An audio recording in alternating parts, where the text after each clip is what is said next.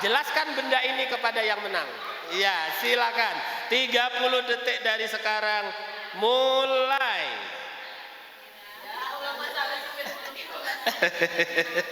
Ya, yuk silakan.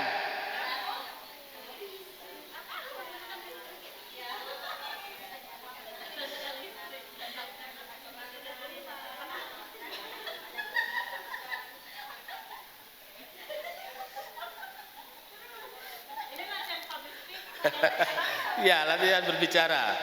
Sudah dijelaskan, Bu? Oh, cepat sekali. Baik. Stop, waktunya habis. Ya. Permainan ketiga. Siap? Sweet lagi. Oke, sweet lagi. 1, 2, 3. Siapa yang menang?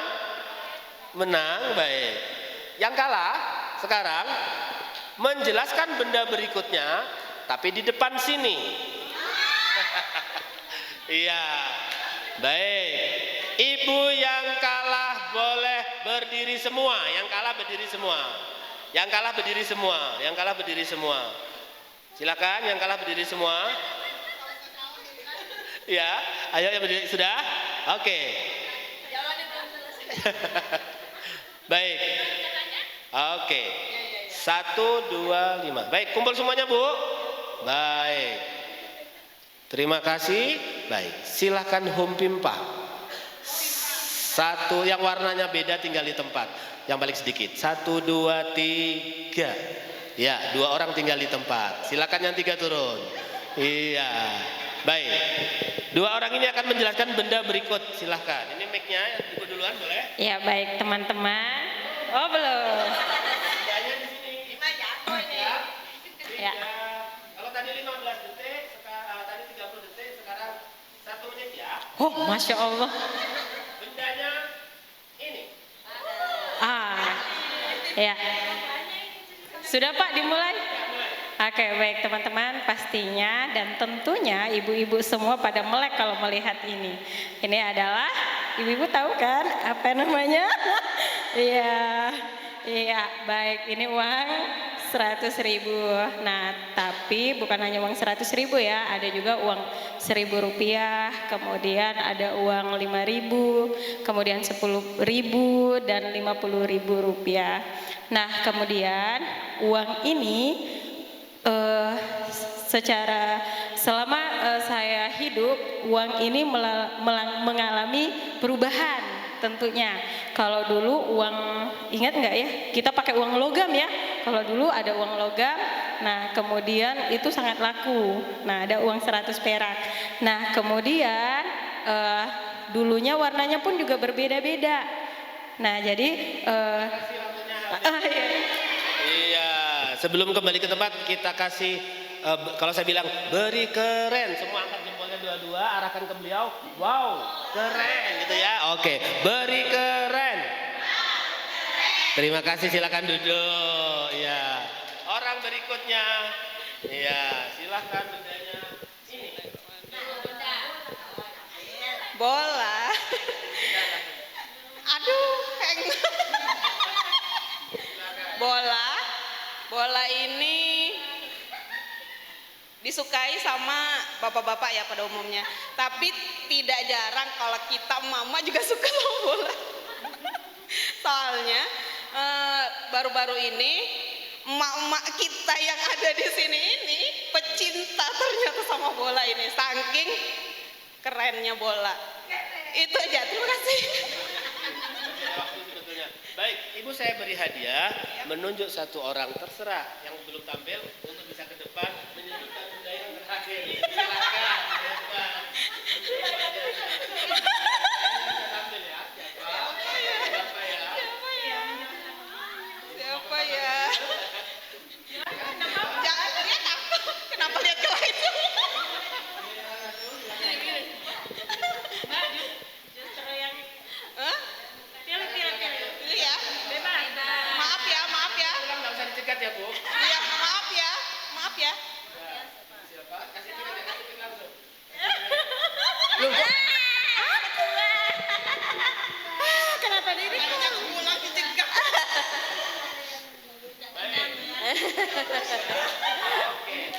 Yang mau dijelaskan adalah Oh, masih ada baca Quran ayah. 1 menit ya Pak. Ya. Ya ibu-ibu, kita semua tahu ya bahwa Quran itu adalah salah satu mukjizat dari Nabi Muhammad SAW. Juga Al-Quran adalah petunjuk dalam hidup kita. Jadi apapun tuh ada di dalam Al-Quran. Jadi sebelum buku-buku, sebelum penemu-penemu menjelaskan tentang ciptaannya seperti lampu dan lain sebagainya, semua itu sebenarnya sudah tersirat di dalam Al-Quran. Jadi kita sebagai umat Islam, apalagi jika kalau mencari petunjuk hidup, mencari apapun tentang masalah kita, intinya semua itu ada di dalam Al-Quran. Tinggal kita membiasakannya dalam membacanya. Tetapi bukan hanya membaca ya, bukan hanya membaca tulisan Arabnya, tapi juga kita memahami maknanya sehingga kita bisa mengaktualisasikannya. Jadi keren. Wow, keren. Ya, terima kasih Bu. Luar biasa ya. Baik. Jadi ini hanya simulasi yang saya ingin sampaikan kepada ibu-ibu. Ternyata satu, mari kita evaluasi ya. Mana tadi yang maju pertama? Ibu, sebelum ibu ke ibu dulu. Ibu apa menjelaskan ke teman tadi yang ibu rasakan apa? Tadi ibu menjelaskan apa? Elai, lampu. Elai, mana yang paling mudah? Elai, lampu sama apa tadi yang paling mudah ibu jelaskan? Elai sama lampu. Kenapa mudah Bu? Karena kenal. Sudah pernah makan elai ya Bu ya? Sekarang lagi tidak musim ya? Baik. Kalau ibu yang pertama maju tadi, apa bedanya menjelaskan di sini sama menjelaskan di sini?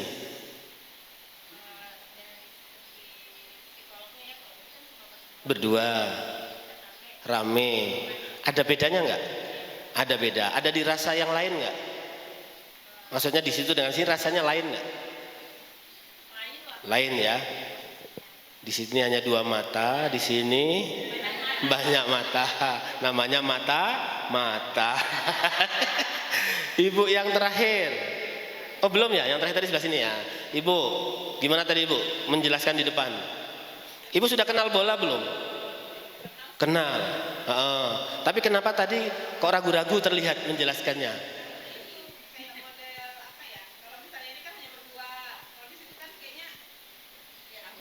Gugup. Ada. Jadi demam itu bukan hanya panas, tapi ada demam panggung.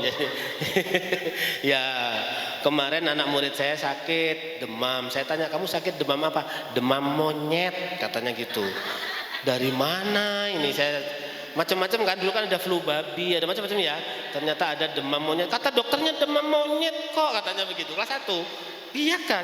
Iya Ustaz, demam monyet katanya gitu. Seluruh teman-temannya diceritain, aku tuh demam monyet katanya gitu. Jadi kita bingung apa istilah-istilah itu ya. Baik, kalau penguasaan tentang bola tadi lancar, tentu menjelaskannya juga lancar ya. Baik, Ibu mendadak ditunjuk apa rasanya Bu? Nggak siap. Padahal yang dijelaskan adalah sesuatu yang sering kita lakukan, yaitu membaca Al-Quran. Yang ingin saya sampaikan kepada ibu-ibu sekalian adalah berbicara itu terlihatnya mudah, tapi ternyata tidak mudah. Jangan ngambil kata sulit ya, tapi tidak mudah. Karena apa? Otak kita akan mencari jalan ketika kita istilahnya kata-kata negatifnya tidak ada. Kira-kira begitu. Bisa nggak usia pernikahan 5 tahun punya rumah? Bisa, walaupun sulit gitu. Tapi kalau dibalik bisa, tapi sulit sih. Nggak punya rumah Bu. Betul. Kira-kira begitu ya.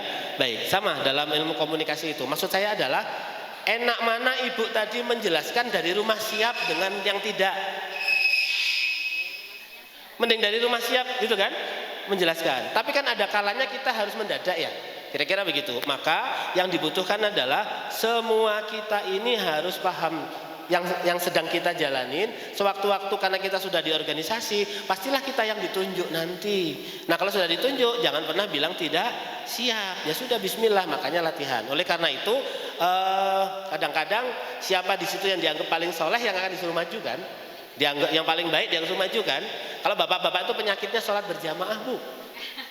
Ayo kamu imamnya, ayo nggak maju-maju gitu kan. Nah, yang sini menganggap dia yang paling soleh, yang sini nggak bisa soleh. Ya itu ternyata dalam Islam hukumnya tidak boleh lebih dari 3 kali, Bu. Kalau sudah yang ketiga harus maju itu sudah. Kira-kira begitu. Makanya yang boleh malah begini, siapa yang merasa dirinya lebih. Nah, kira-kira begitu. Walaupun dalam fikihnya imam yang dibenci makmum itu nggak dibolehin ya. Nah, tapi kalau dalam berteman itu kan bukan masalah itu ya. Berteman itu kadang-kadang karena tidak mau merasa lebih gitu kan. Akhirnya bapak aja lah. Tapi lama-lama nggak sholat itu begitu. Baik, sama kalau acara-acara itu kan, ibu aja lah yang MC. Wah, karena tiap hari MC terus. Nah, yang tilawah terus. Ya, yang lain nggak bisa nanti ya. Baik. Walaupun tadi subhanallah, tadi yang baca Al-Quran siapa? Ada di sini? Nggak ada ya? Oke. Kalau di Timur Tengah itu ada orang ngaji kayak begitu tadi itu teriakannya beda-beda, Bu. Mesti ada teriakannya itu. Kalau di Indonesia kan teriakannya Allah gitu kan. Bismillahirrahmanirrahim. Allah.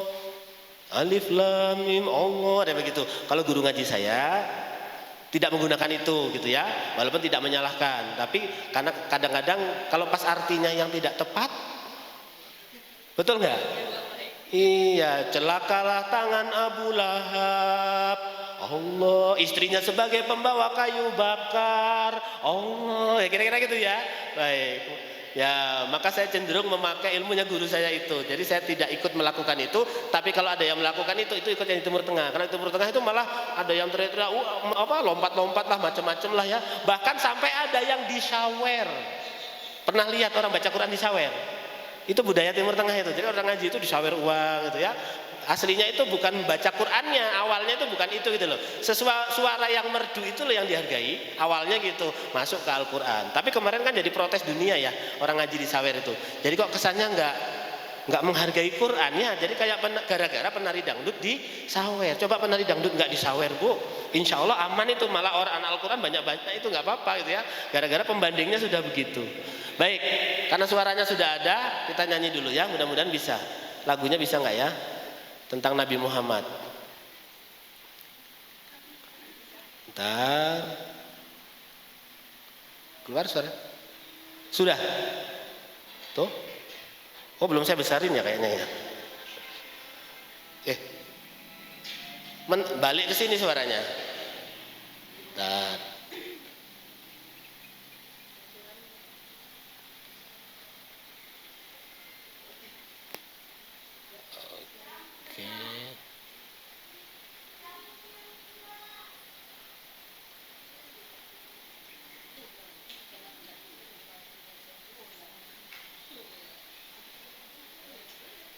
Masuk?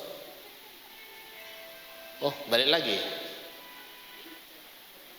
Di sini kah pengaturannya? Kok balik ke sini lagi dia ya?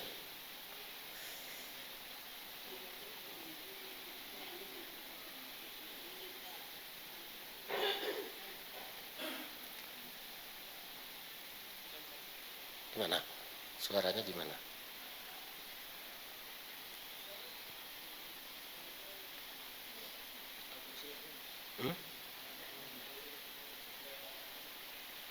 Kelihatan enggak?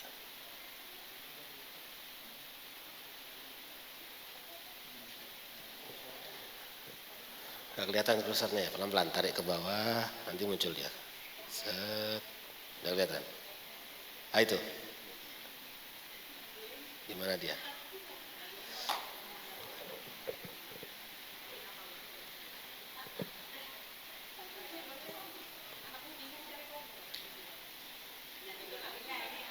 Sambil diminum dulu, Ibu.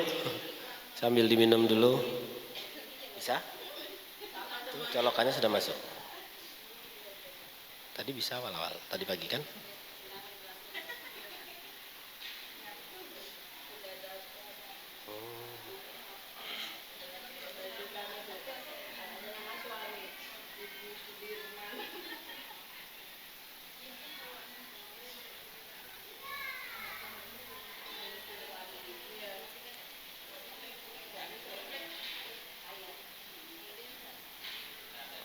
Nggak masuk ya? Itu sudah dicolokin kan?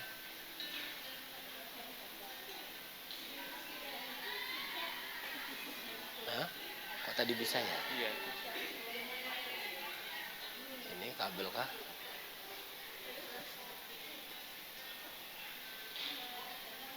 Kan pilihannya di sini Sami.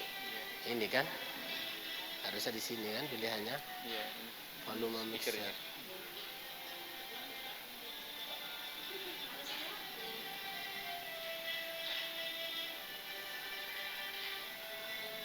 Nggak bisa. Oke lah, nggak apa-apa lah. Ternyata nggak bisa keluar. Pakai apa? Biasanya pakai apa? Tadi pagi kok bisa ya? Ini kan? Tapi kan nggak mau. Tadi sempat mati tadi mungkin.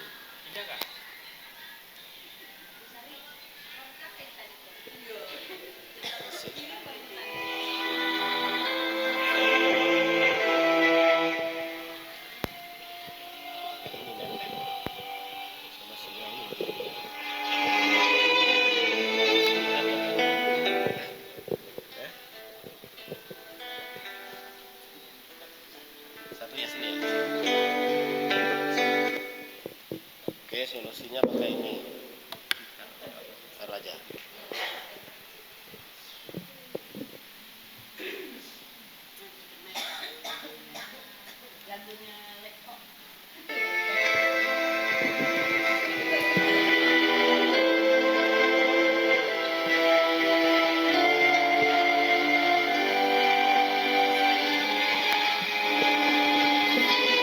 Tulusan cinta untuk umat manusia.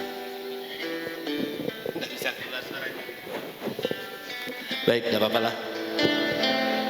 Kita takkan tahu tentang Islam sendiri tanpa nali dia.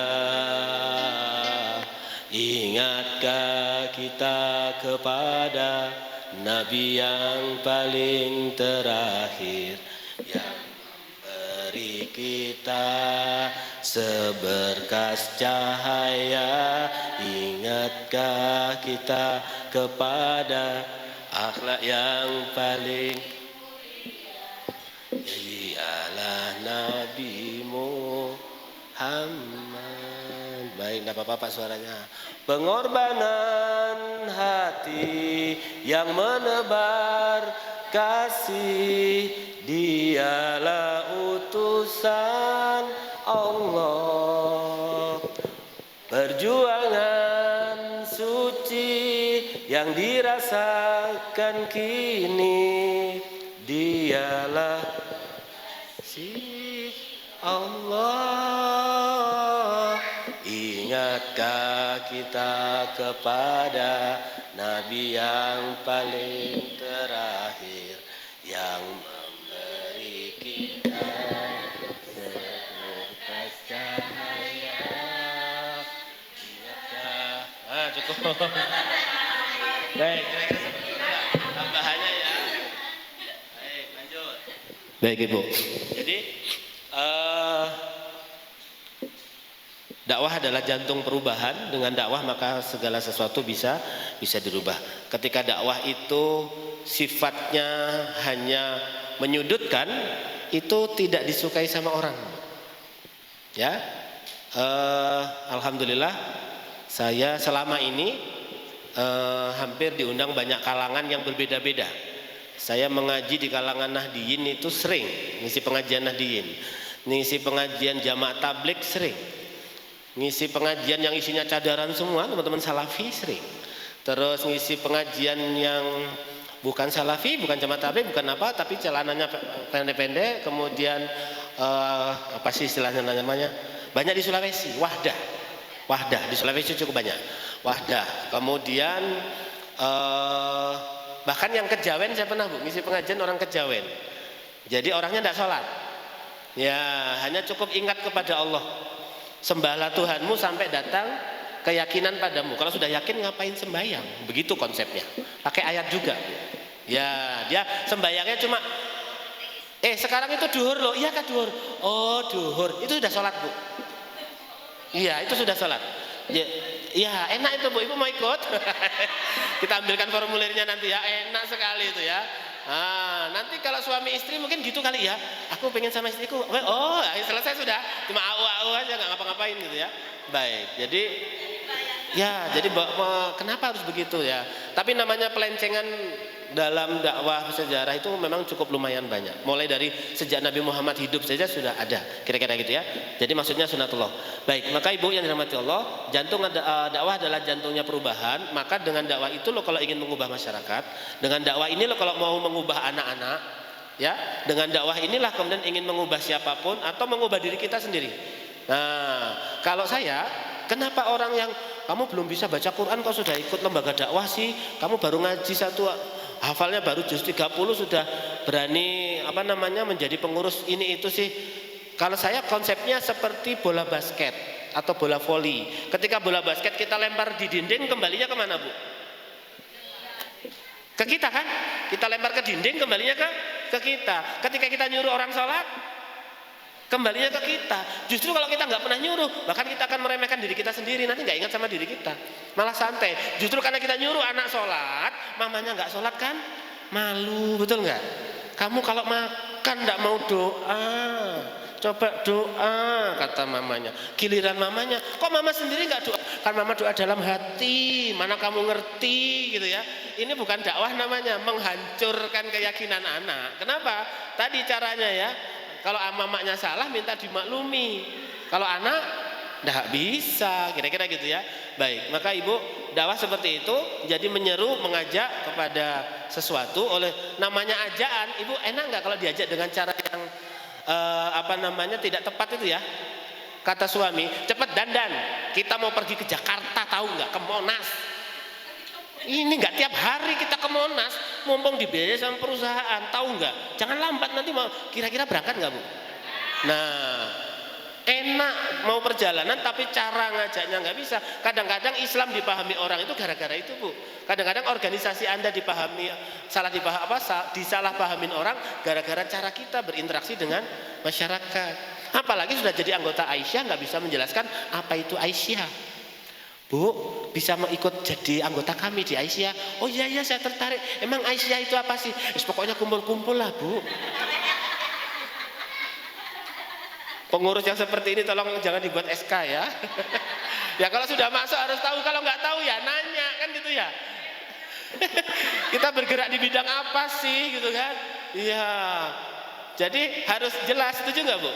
Kira-kira begitu. Kenapa? Yaitu tadi kalau sudah berani berpakaian Jawa, Anda akan ditanya tentang Jawa. Berani berbahasa Bugis, Anda akan ditanya bahasa Bugis. Kira-kira gitu kan? Nah, berani menunjukkan keislaman akan ditanya tentang keislaman. Nah, baik, seperti itu.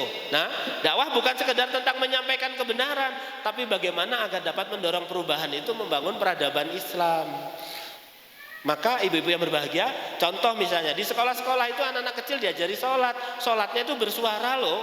Murid saya di sekolah saya sholat duhanya itu bersuara. Bismillahirrahmanirrahim. Alhamdulillahi rabbil alamin. Terus gitu. Padahal pagi-pagi kok suara. Itu bagi yang punya dalil kencang-kencang itu pasti marah. Ini anak-anak diajari apa ini? Kan gitu ya. Ini untuk belajar saja. Nanti pada tahapan berikutnya mereka akan dipahami. Ini untuk supaya dia hafal. Ketika saya pelajari tentang Wali Songo Bu, Sunan Kalijogo pernah mengatakan begini. Saat ini yang kita gunakan hanya metode di zaman ini. Kelak akan datang generasi yang akan merubah semua ini. Begitu Bu. Maka kalau ada orang yang tetap mempertahankan, berarti nggak percaya sama Wali Songo juga. Gitu loh. Ya, kenapa zaman dahulu orang mau sholat itu harus pujian dulu? Robbana ya Robbana. Mau sholat ya? Robbana zolamna. Zaman dahulu orang petani-petani jauh-jauh rumahnya. Begitu azan nggak kedengaran, nggak ada speaker, pakainya kentong, pakainya beduk. Nanti nunggu satu sudah kumpul, sudah ayo kita berdiri sholat. Begitu dulu. Kata Sunan Kalijogo, kelak akan ada yang merubah. Begitu loh Bu. Nah, siapakah kelak itu? Apakah kita salah satu di antaranya? Kita tidak tahu. Itu contohnya. Dan seterusnya lah, ya. Kemudian ada aktivitas-aktivitas yang kemudian turun-temurun dan seterusnya. Nah, kemudian ini jika kita bergerak di dakwah Islam, maka yang mau kita bawakan ini adalah sesuatu yang sejuk, sesuatu yang enak. Jadi kalau ngajak sholat tidak dengan cara yang dakwah kepada anak. Tadi yang ada ibu-ibu yang nanya umur berapa anak-anak. Jadi masih kecil itu tidak dikasih kabar yang ngeri-ngeri gitu loh. Tahu nggak kamu sini ya, walaupun kamu masih PAUD. Orang tuh nak kalau tidak sholat itu punggungnya disetrika sama Allah, dicelupkan ke dalam neraka. Ya Allah, dia belum punya pikiran bu, dia belum punya macam-macam. Betul nggak? Nah, jadi hanya kabar gembira aja kalau untuk anak-anak. Sini soleh, kalau kamu nanti rajin sholat nak, hidupmu dimudahkan sama Allah. Kamu pengen apa sih? Umi aku pengen es krim yang segede gunung, bisa nggak Mi? Bisa, udah. Ayo yang penting sholat dulu gitu kan. Nah nanti sholatnya ternyata 1 rakaat, setelah itu dia lari-lari, nggak apa-apa, panggil lagi, besok tambah lagi ya, dan seterusnya. Anak saya, adiknya yang tadi, kelas 4 SD bu, waktu itu libur sekolah, saya ada acara, pulang-pulang itu sekitar jam 3 sore, manjat pohon ceri depan rumah, namanya Sofia. Begitu saya pulang naik motor, Assalamualaikum Sofia.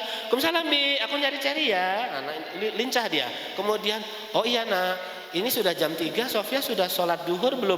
Oh iya belum. Loncat dari pohon ceri, di bawah pohon ceri tikar digelar dengan apa adanya. Itu baju mainnya itu bu, nggak pakai jilbab, langsung dia sholat. Allahu Akbar. Ya Allah, itu kan. Kira-kira gitu ya. Tapi kan masih kelas 4, masih kecil. Ya Allah, sudah masuk umur hampir 10 tahun ya. Ya begitu sudah selesai, kok nggak wudhu dulu, kenapa nggak pakai baju dulu, nanti waktunya keburu asar Bi. Oh, jadi sebetulnya ada sisi lainnya yang begini ya. Kami mengundang relawan Palestina datang ke sekolah, bercerita tentang Palestina gitu ya. Sampai rumah anak saya ngomong begini, Bi, aku nanti tuh cita-citaku punya anak tuh ya 20 lah Bi. Untuk apa kok banyak-banyak punya anak? Kelas 4 SD bu. Loh, supaya semuanya aku bikin hafal Al-Quran, bantu di Palestina sana Bi. Katanya yang boleh jihad itu yang hafal Al-Quran loh Bi. Setinggi itu, dikecilin artinya ya sudah nggak apa-apa. Kan kira-kira gitu ya. Di usia itu ada begitu-begitu, Masya Allah. Jadi anak-anak itu artinya kadang melampaui kita kan bu. Nah, maka dakwah kita ke anak-anak jangan pernah kasih kabar buruk-buruk lah, kasih yang baik-baik. Bahkan sering-sering ucapkan terima kasih ya kemarin sudah sholat tanpa disuruh mama. Ini mamanya matiin TV, waktunya sholat, bapaknya ini juga nggak mau sih, pokoknya rumah itu horor gitu ya, kayak rumah hantu itu loh. Maka di Indonesia itu bisnis rumah hantu itu laris, gara-gara di rumah horor gitu ya. Ya, maka berhentilah di rumah tuh horor. Jadi sholat untuk anak-anak tuh bahkan bila perlu bu, menghentikan kesenangan anak dengan cara pakai rambu-rambu. Ibu bisa nggak naik motor kencang 60 km per jam, tiba-tiba polisi langsung prit stop, bisa nggak bu? Yang terjadi apa? Jatuh, terpelanting, kecelakaan. Kira-kira polisinya dimarahi nggak? Dimarahi, walaupun dia polisi tetap kita marah, betul nggak? Karena apa? Mendadak. Seberapa sering Anda di rumah mendadak menghentikan kesenangan anak? HP-nya sini nggak usah main HP. Dendamnya seumur hidup bu, sakit hatinya. Itu terjadi dan Rasulullah pernah mencontohkan itu. Ketika beliau sedang berjalan-jalan, ada seorang sahabiah gendong anaknya. Rasulullah panggil, sini aku pengen gendong anakmu. Digendong anaknya. Belum berapa lama digendongan dia, digendongan Rasulullah, anak itu nangis ngompol. Betul nggak? Begitu ngompol, ibunya malu. Aduh, ngompolin Nabi anakku. Ditarik cepet paksa. Begitu ditarik Rasulullah marah. Ompolnya anak ini, kencingnya anak ini bisa ku bersihkan dengan cepat supaya suci, tapi sakit hatinya tidak hilang-hilang. Karena rata-rata anak kecil itu digendong orang lain, apalagi dia mau, itu senang, bahagia sekali, betul nggak? Dan jarang anak-anak yang mau sama orang lain. Kalau dalam Islam sunnahnya, kalau ada orang baik, berikan anak kita, Bu. Karena pandangan mata orang baik itu menembus jantungnya. Namanya ain. Makanya ada juga sihir ain. Sebaliknya, kalau ada orang jahat, jangan sampai anak kita dipegang dia. Dilihat saja sudah transfer itu, Bu. Rekeningnya masuk tuh, Bu. Nah, maka akikoh itu juga nggak sembarangan orang boleh lihat anak kita gitu ya. Makanya kalau bagaimana Ustaz campur-campur orang, ya sudah kalau gitu bacakan doa uidzubi kalimatillahit tamma min kulli syaitani hama wa min kulli ainil lamah. Kira-kira begitu. Kenapa? Karena pandangan mata itu berbahaya, Bu. Termasuk salah satu sihir ain besar katanya. Ya, termasuk kita nih, kalau kita sinis sama orang itu bisa mematikan orang, Bu. Nggak percaya coba deh. Sok bendahara gitu ya. Wah, itu si bendahara itu langsung demam, Bu, besoknya. Dijamin, Bu. Iya, bisa demam itu. Jadi kalau Anda nggak ada hujan, nggak ada angin, tahu-tahu sakit, jangan-jangan ada yang begitu, Bu. Pandangan sinis matanya itu loh ya. Maka jangan sinis sama saudara, sama teman. Itu sama orang, bagaimana anak, Bu? Kita sinis sama anak, ya Allah, anak kandungnya disinisin. Loh, Allah kan sayang sama kita ya. Waktu Anda ya, waktu melahirkan, waktu hamil itu kan, ya Allah gitu ya. Disakitin anak, cepet Allah itu mengabulkannya. Nah, kenapa nggak dibalik ke yang baik-baik? Makanya di Bontang itu ada seorang dokter jantung. Tapi setiap orang mau melahirkan, ibu-ibu rata-rata minta dokter jantung itu. Namanya Dokter Hardi, sekarang jadi kepala rumah sakitnya. Padahal dokter jantung. Kenapa? Karena beliau kalau dampingi orang melahirkan itu, semua orang suka. Ibu, seluruh sakit ibu akan menggugurkan dosa-dosa ibu. Ibu banyak-banyak doa, nggak usah teriak-teriak, Bu. Teriak-teriaknya sambil ditahan pakai doa. Iya Pak Dokter, anak ibu akan jadi orang hebat. Digituin. Jadi orang melahirkan itu sempat-sempatnya digituin. Siapa nggak seneng, Bu? Ya, disemangati. Ada dokter yang lain asli, dokter kandungan itu malah nggak mau. Kenapa? Kata dokternya begini, giliran begini teriak-teriak, waktu bikin nggak teriak-teriak. Gitu, Bu. Sakit hati, Bu, orang digituin. Betul nggak? Kok larinya ke sana gitu loh. Nah, itu contohnya ya. Dan ini asli. Termasuk di saya tidak sepakat dengan para ustadz-ustadz yang ketika ceramah pengantin menyebutkan yang begitu-begitu. Saya pernah mendengarkan seorang ustadz ngomong gini. Kalau kita ke kompleks pelacuran, semalam tuh 500.000. Tapi kalau kita menikah, 500.000 itu seumur hidup. Pantes nggak, Bu, disebutkan di acara pernikahan? Tidak. Jadi ada kata yang tepat di satu tempat gitu. Nah, itu contohnya ya. Jadi walaupun maksudnya untuk, ya betul sih misalnya ya, bener sih, tapi nggak ahsan gitu ya, nggak bagus kira-kira gitu ya. Baik, maka dakwah nanti kita konsepnya ke arah sana, Bu ya. Konsepnya adalah kita mau membawa kebaikan, berarti Allah itu kan maha baik, yang agamanya agama baik, lalu kita menganutnya jadi umat yang baik, maka kita sampaikan ke orang lain dengan cara-cara yang baik juga. Bagaimana, Bu, sekarang kalau orang berbeda dengan kita? Tetap juga dengan cara yang baik, kira-kira itu. Aku nggak setuju deh masuk Aisyah nggak begini, nggak begitu, nggak begini, nggak begitu. Ya sudah, nggak apa-apa. Di Indonesia itu memang parah, Bu. Sekarang saya tanya, mazhab itu ada berapa? Mazhab ada berapa? 4. 1 Syafi'i, 2 Maliki, 3 Hambali, 4 Hanafi. 4 ya? Oke. Kalau sekarang yang di Indonesia yang sering pakai mazhab yang mana? Syafi'i. Berarti ada 3 mazhab lain kan? Maka kalau ada orang cara beribadahnya berbeda, fikihnya berbeda, kan kemungkinannya 3 mazhab tadi. Kenapa diributin kan gitu ya? Kenapa disalah-salahin? Loh, percaya 4 mazhab, tapi kalau ada orang yang berbeda, ini Islam aliran aneh ini. Loh, katanya 4 mazhab. Kan gitu ya? Contoh ibu-ibu yang bercadar ini. Saya pernah di pengajian itu, beliau sengaja ingin menjatuhkan yang bercadar. Ustadz, saya mau tanya, apa sih orang-orang Islam yang bercadar segala itu? Emang mukanya secantik apa sih ditutup-tutupin segala, kayak artis saja. Ya Allah, pertanyaannya langsung menusuk begitu kan? Nah, maka saya tidak boleh menjawab membela beliau. Saya jawabannya saya kembalikan aja ke beliau. Ibu pernah lihat orang Islam yang roknya pendek, bajunya pendek, kelihatan semua? Pernah? Itu aliran apa itu? Betul nggak? Saya nggak perlu menjawab beliau, tinggal mengembalikan aja. Kenapa? Kita sering pusing dengan orang yang taat kepada Allah, tapi mengabaikan yang tidak taat sama Allah. Pengajian dikritiki, tapi dangdutan nggak masalah, kan gitu ya?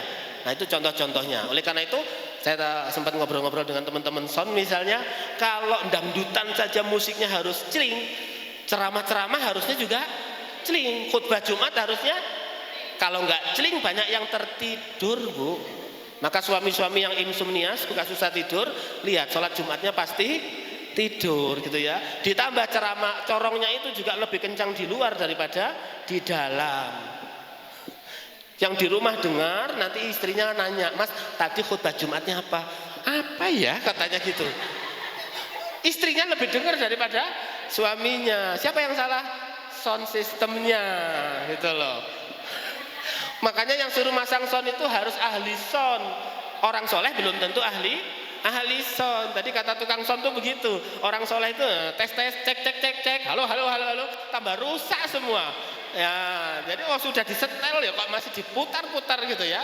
Baik, itu kasihan. Kita lanjutkan. Mengapa kita harus berdakwah Bapak Ibu? Ya, salah satunya tadi ya, kita mau masuk surga jalur mana? Kan ini jalurnya para nabi, menyerukan Islam. Ya, kata Rasulullah kepada Ali, "Hai Ali, andai kata ada seorang manusia yang kemudian mendapatkan hidayah lantaran engkau, itu kan lebih baik daripada dunia seisinya." Betul nggak Bu? Ya, ini kadang disalahpahamin. Ada kawan saya cari pacar orang agama lain. Apa dia bilang? Mau ku tarik ke Islam. Bagaimana mau kau tarik ke Islam? Sholatmu aja nggak pernah. Lalu kayak apa? Ya nanti hanya gara-gara cantik saja. Betul. Begitu nikah, istrinya yang protes sama saya. Dia bilang ngajarin aku Islam, dia sendiri malah nggak pernah sholat. Malah kalau subuh itu aku sering ku tendang-tendang, bangun mas sholat. Ya gimana mu'alaf? Makanya orang mu'alaf itu jadi selamanya gara-gara itu Bu. Mu'alaf itu adalah orang yang baru itu ya seminggu, 2 minggu, sebulan, 2 bulan. Kalau 30 tahun masih mu'alaf itu kan salah. Betul nggak? Kalau 30 tahun mu'alaf, kita ini juga mu'alaf kalau begitu.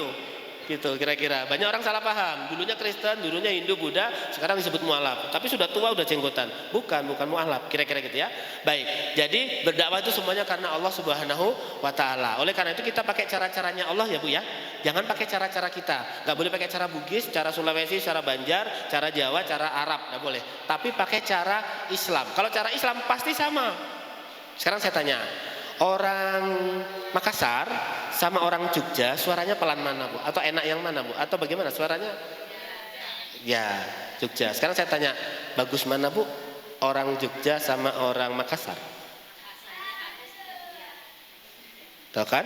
Kalau dari segi bahasa halusnya mah Jogja. Makassar kalau disuruh halus ya agak susah. Kenapa? Karena teritorial mempengaruhi. Jogja itu dulu bentuknya hutan Bu. Orang kalau di dalam hutan seperti kita di sekitar pohon itu ngomong pelan aja kedengaran. Mas, tehnya sudah jadi. Pelan. Orang Makassar di pinggir laut banyak ombak, pelan-pelan nggak kedengaran. Makanya triknya, woi ikan bakar sudah jadi nih. Kira-kira gitu ya. Ya. Maka pertanyaannya mana yang salah? Nggak ada yang salah. Mana yang paling baik? Nggak, dua-duanya baik di tempatnya masing-masing. Nah, yang repot kalau Anda menikah jadi satu. Ada kawan saya, laki-lakinya orang Makassar, perempuannya orang Jogja, belum pernah ke Kalimantan Timur. Pas menikah ke sana, dari malam pertama sampai malam ketiga, bapaknya nggak bisa tidur Bu. Waktu mau pulang, anaknya didudukkan. Apa kata bapaknya? Sepurane yo nduk yo. Nah, kira-kira itu ya. Maaf ya nak ya, kok bapak lihat kalian ini tidak cocok ya. Sudah 3 hari kulihat suamimu itu bentak-bentak kamu terus, katanya gitu. Padahal bukan bentak-bentak, emang orang Makassar begitu gitu loh. Akhirnya anaknya yang menjelaskan bahwa nggak begitu Pak. Nah oleh karena itu dalam Islam yang Makassar sesuaikan dengan Islam. Ternyata Islam juga menyuruh merendahkan, bukan menurunkan, merendahkan berarti ya diturunkan sedikit. Nah yang Jogja naikkan sedikit. Kira-kira gitu kan. Jadi pas di tengah, maka nggak ada yang salah suku itu. Kira-kira begitu. Baik, jadi kalau kembalinya ke hukum Allah semuanya enak. Baik, kita lanjutkan. Nah, ini Ibu. Ya, ayat yang kita gunakan surat An-Nahl ayat 125. Ud'u ila sabili rabbik bil hikmah wal mau'izatil hasanah wajadilhum billati hiya ahsan. Ini ya. Ud'u, serulah, ajaklah orang ila sabili rabbik, kepada jalan Tuhanmu, bil hikmah. Ternyata dimulai yang pertama adalah dengan hikmah. Hikmah itu apa sih Bu? Ya, sesuatu yang membuat orang terkesan itu kan memang kita ambil hikmahnya. Kadang-kadang itu kan, maksudnya sesuatu yang membuat kita terkesan. Tapi kalau kita langsung kasar, tidak bisa walaupun benar. Ya, di tempat saya nyewa waktu masih punya anak 1, itu ada sebuah masjid yang kalau kita sholat di sana kayak sholat Jumat maghrib itu, karena penuh sampai belakang. Ya, alhamdulillah sudah rajin sholat. Kenapa mereka rajin sholat? Karena sudah gak mikir ekonomi Bu. Anak sekolah sudah antar jemput sama perusahaan, gratis. Mau pulang kampung apa dijamin sama perusahaan, gajinya utuh tiap bulan tiap tahun bisa umroh, haji juga mudah daftar, rumah di mana-mana. Pokoknya kaya lah karena perusahaan kan. Kalau nggak sholat aneh memang. Jadi mereka rajin sholat. Suatu hari datang seorang imam dari Arab Saudi baru lulus gitu ya. Kemudian dia berdiri di imaman menggantikan sementara imam yang biasanya itu. Apa kata imamnya ini? Pak, kakinya Pak, rapat Pak. Tidak sah kalau tidak rapat, rapat. Itu bapak kalau ada imam itu nggak bakalan sholat, Bu. Cerita sama saya itu. Sampai hati aku dibentak-bentak kayak gitu. Bu, saya kasih tahu. Nih, coba lihat. Ini dengan ini rapat mana? Rapat yang ini kan? Kalau pembandingnya ini, kalau pembandingnya ini. Ini tiang ini rapat nggak, Bu? Yang rapat mana yang ini sama yang sebelah sini? Nih, rapatnya mana? Nah, makna rapat aja kita beda kan? Yang disebut rapat itu ini apa ini? Nempel apa tidak? Nempel. Nah, ini disebut rapat juga, tapi kan nggak nempel. Nah, maka kerapatan itu kan beda-beda. Nah, maka kalau kita melihat ada orang yang sholatnya tidak kakinya nempel, berarti dia memahami yang namanya rapat itu tidak harus nempel. Bagi yang nempel, ya sudah. Maka kadang-kadang yang baru belajar itu, dia percaya nempel, temennya ditempelin. Begitu ditempelin, yang satunya geser. Nah, lama-lama begini nih. Masa sholat kayak mau silat? 1, 2. Ibu-ibu kalau sholat itu pakai sajadah apa enggak? Kalau sajadah Mesir, sajadah Turki itu kan panjang gede ya. Nah, saya pernah sholat, kemudian jaraknya itu jauh. Sajadahnya itu di sajadah. Kita mau nggak mau injak sajadahnya kan? Ternyata orang marah ketika sajadahnya diinjak. Padahal itu salah dan seterusnya. Tapi kan kita nggak bilang ke bapaknya harus begitu kan? Bapak ini sesuai Islamnya gini, hai, ditabuk kita kan? Baik, maka ya itu tadi kita harus berlapang dada, harus siap. Ibaratnya orang dakwah itu kayak ngemong masyarakat gitu nah, Bu.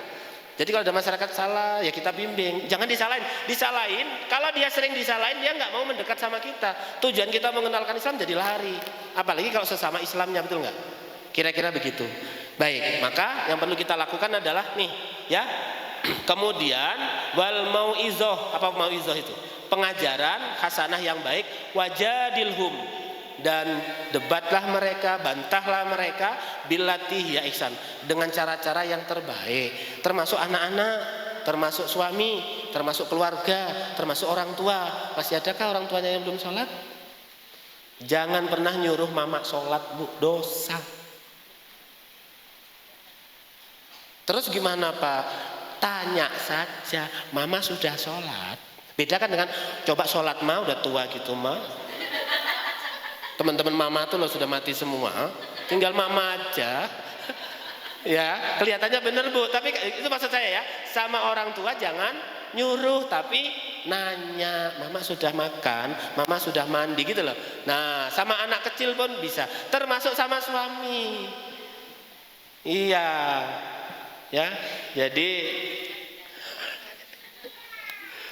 ada kawan saya di Bontang tuh Bu, saya tanya, sampean tuh loh, kenapa yang teman-teman semuanya pada naik haji? Kami aja yang belum punya uang pengen naik haji. Sampai sudah naik haji kok. Apa? Kami sudah punya uang banyak kok nggak mau naik haji. Apa kata dia? Aku nanti takut dikira orang soleh yang sudah naik haji kan harus rajin sholat. Aku tuh masih belum bisa sholat itu, katanya gitu. Allahu Akbar. Kira-kira gitu ya. Jadi ternyata panggilan itu tidak selalu punya uang. Betul. Ya, jadi teman saya itu gajinya kurang apa Bu? Istrinya udah berangkat malahan. Istrinya sudah haji, sudah umroh berkali-kali. Suaminya tidak mau berangkat. Kenapa? Takut nanti ditanya kalau nggak ke masjid. Takut ditanya temennya, kok kemarin nggak ikut pengajian, kok kemarin nggak itu ya. Kadang-kadang memang kita juga nggak perlu terlalu resek sama orang. Orang nggak pengajian ya sudah gitu. Nah, loh Mbak kemarin kok pertemuan Aisyah nggak datang, kemana sih? Gitu ya. Tanya aja kabarnya, Mbak gimana, sehat? Nanti dia akan otomatis jawab, iya kemarin aku tuh nggak datang karena ini ya.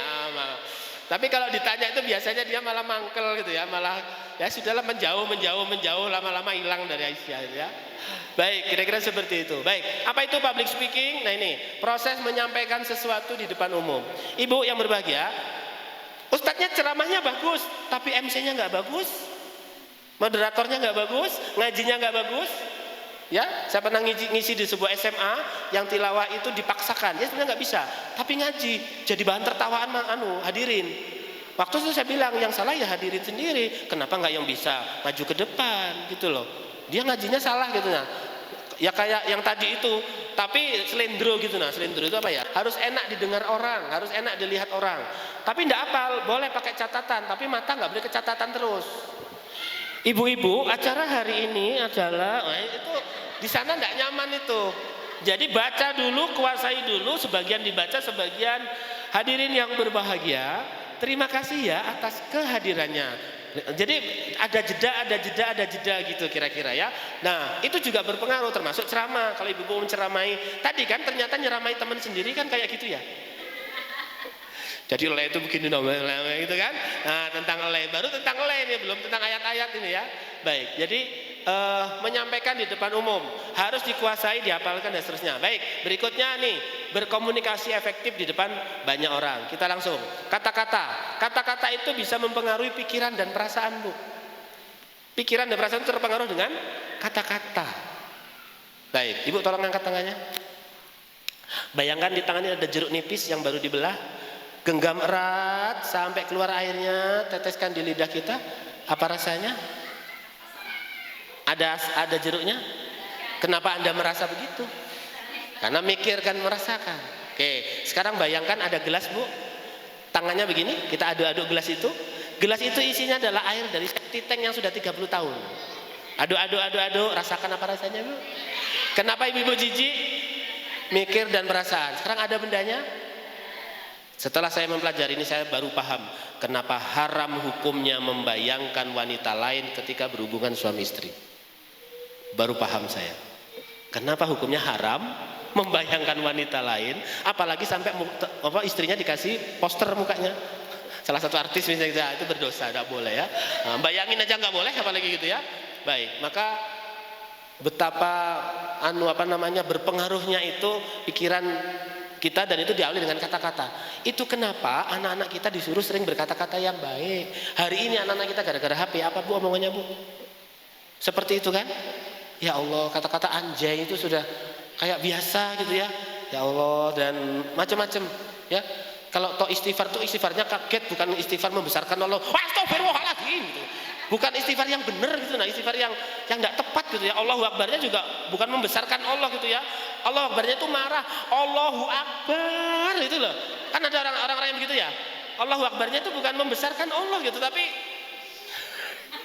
ya, tapi lebih baik ya daripada ngomong yang lain ya. Tinggal nanti menempatkannya saja. Maka nanti jangan terlalu disalahkan orang ketika menggunakan itu. Ya, kenapa ngomong antum? Antum itu untuk orang banyak. Biarin aja baru belajar bahasa Arab. Ya kan? Nah, biarin aja kira-kira gitu ya. Termasuk penggunaan nama ustadz di Timur Tengah sana, Bu. Ustadz itu adalah profesor, doktor yang sudah menghafal 3.000, 5.000 hadis.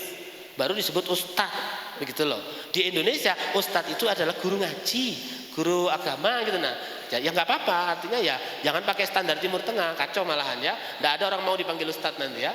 Baik, kira-kira begitu. Atau mau dipanggil kiai. Nah, kiai lebih parah lagi syarat-syaratnya kan.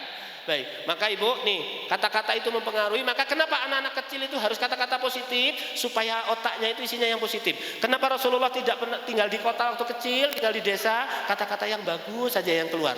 Maka ketika nanti dia dewasa tidak terpengaruh dengan itu ya. Baik, pikiran dan perasaan akan terpengaruh. Kemudian akan menentukan putusannya nanti. Seorang ibu-ibu majelis taklim menangis kepada saya gara-gara apa? Anak putrinya membawa calon menantu dengan rambut model dinosaurus, anting-anting banyak di telinga plus di lidah, kemudian celananya robek-robek, dompetnya dikasih rantai kapal, sepatunya ada kayak rodanya bikin roti apa itu ya, di situ jalan gitu ya. Kenalkan saya, Bu, nama saya begini gitu ya. Ibunya nangis, Bu. Ya Allah, anakku kok cari yang begini-begini. Ketika itu langsung anaknya diseret, bawa di kamar, dimarahi habis-habisan. Mamamu ketua majelis taklim, mau taruh di mana muka mama? Apa jawaban anaknya? Sederhana jawaban anaknya. Memang mama pernah ngajarin saya cari laki-laki. Langsung diam mamanya, Bu. Kalau kita nggak pernah ngajarin nyari, kalau bapaknya nggak pernah dekat, betul nggak? Maka itu keputusan dia ya gara-gara ini semua. Baik, berikutnya putusan akan menentukan tindakan dan perbuatan. Kenapa orang melakukan sesuatu, kenapa ibu memutuskan bercadar, kenapa ibu memutuskan berjilbab, itu pasti diawali dari sini semua. Betul nggak? Maka kalau kita ingin mendakwai masyarakat, ini prosesnya. Supaya mereka mengambil keputusan ikut sama Aisyah, ya mulailah dari sini. Ya jelaskan Aisyah, kira-kira gitu ya. Anda ingin ngajak, Anda punya dakwah apa, punya lembaga, punya sekolah, punya apa, dimulai dari sini. Dan yang terakhir ini, kehidupan orang berpengaruh juga di sana. Oleh karenanya mulainya ternyata sederhana dari kata-kata. Maka kita tidak diperbolehkan berkata-kata sembarangan kan Bu?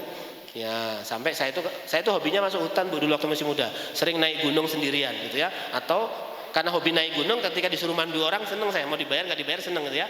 Nah ternyata setiap saya naik gunung beda-beda Bu di gunung-gunung tuh orang-orang tua itu nasihatin sayanya.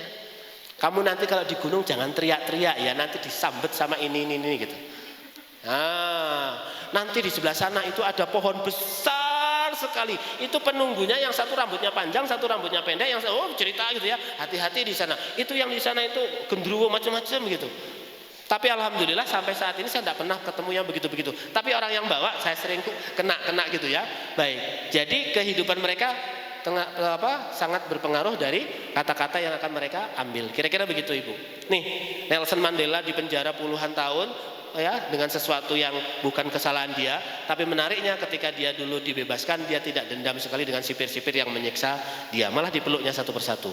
Dia mengatakan begini Bu, if you talk to a man in a language he understand, jika engkau berkata kepada seseorang dalam sebuah bahasa maka dia akan mengerti, that goes to his head, dan akan masuk ke kepalanya. If you talk to him in his language, tapi kalau Anda berbicara menggunakan bahasanya, that goes to his heart, itu akan masuk ke dalam hatinya. Artinya ngomong itu harus sesuai dengan yang diomongin pakai bahasa dia. Kalau anak-anak pakailah bahasa anak-anak. Maka tadi saya bilang ada ibu-ibu yang nggak layak jadi orang tua. Kenapa? Mukanya nggak cerah ceria ketika menyanyikan lagu untuk anaknya.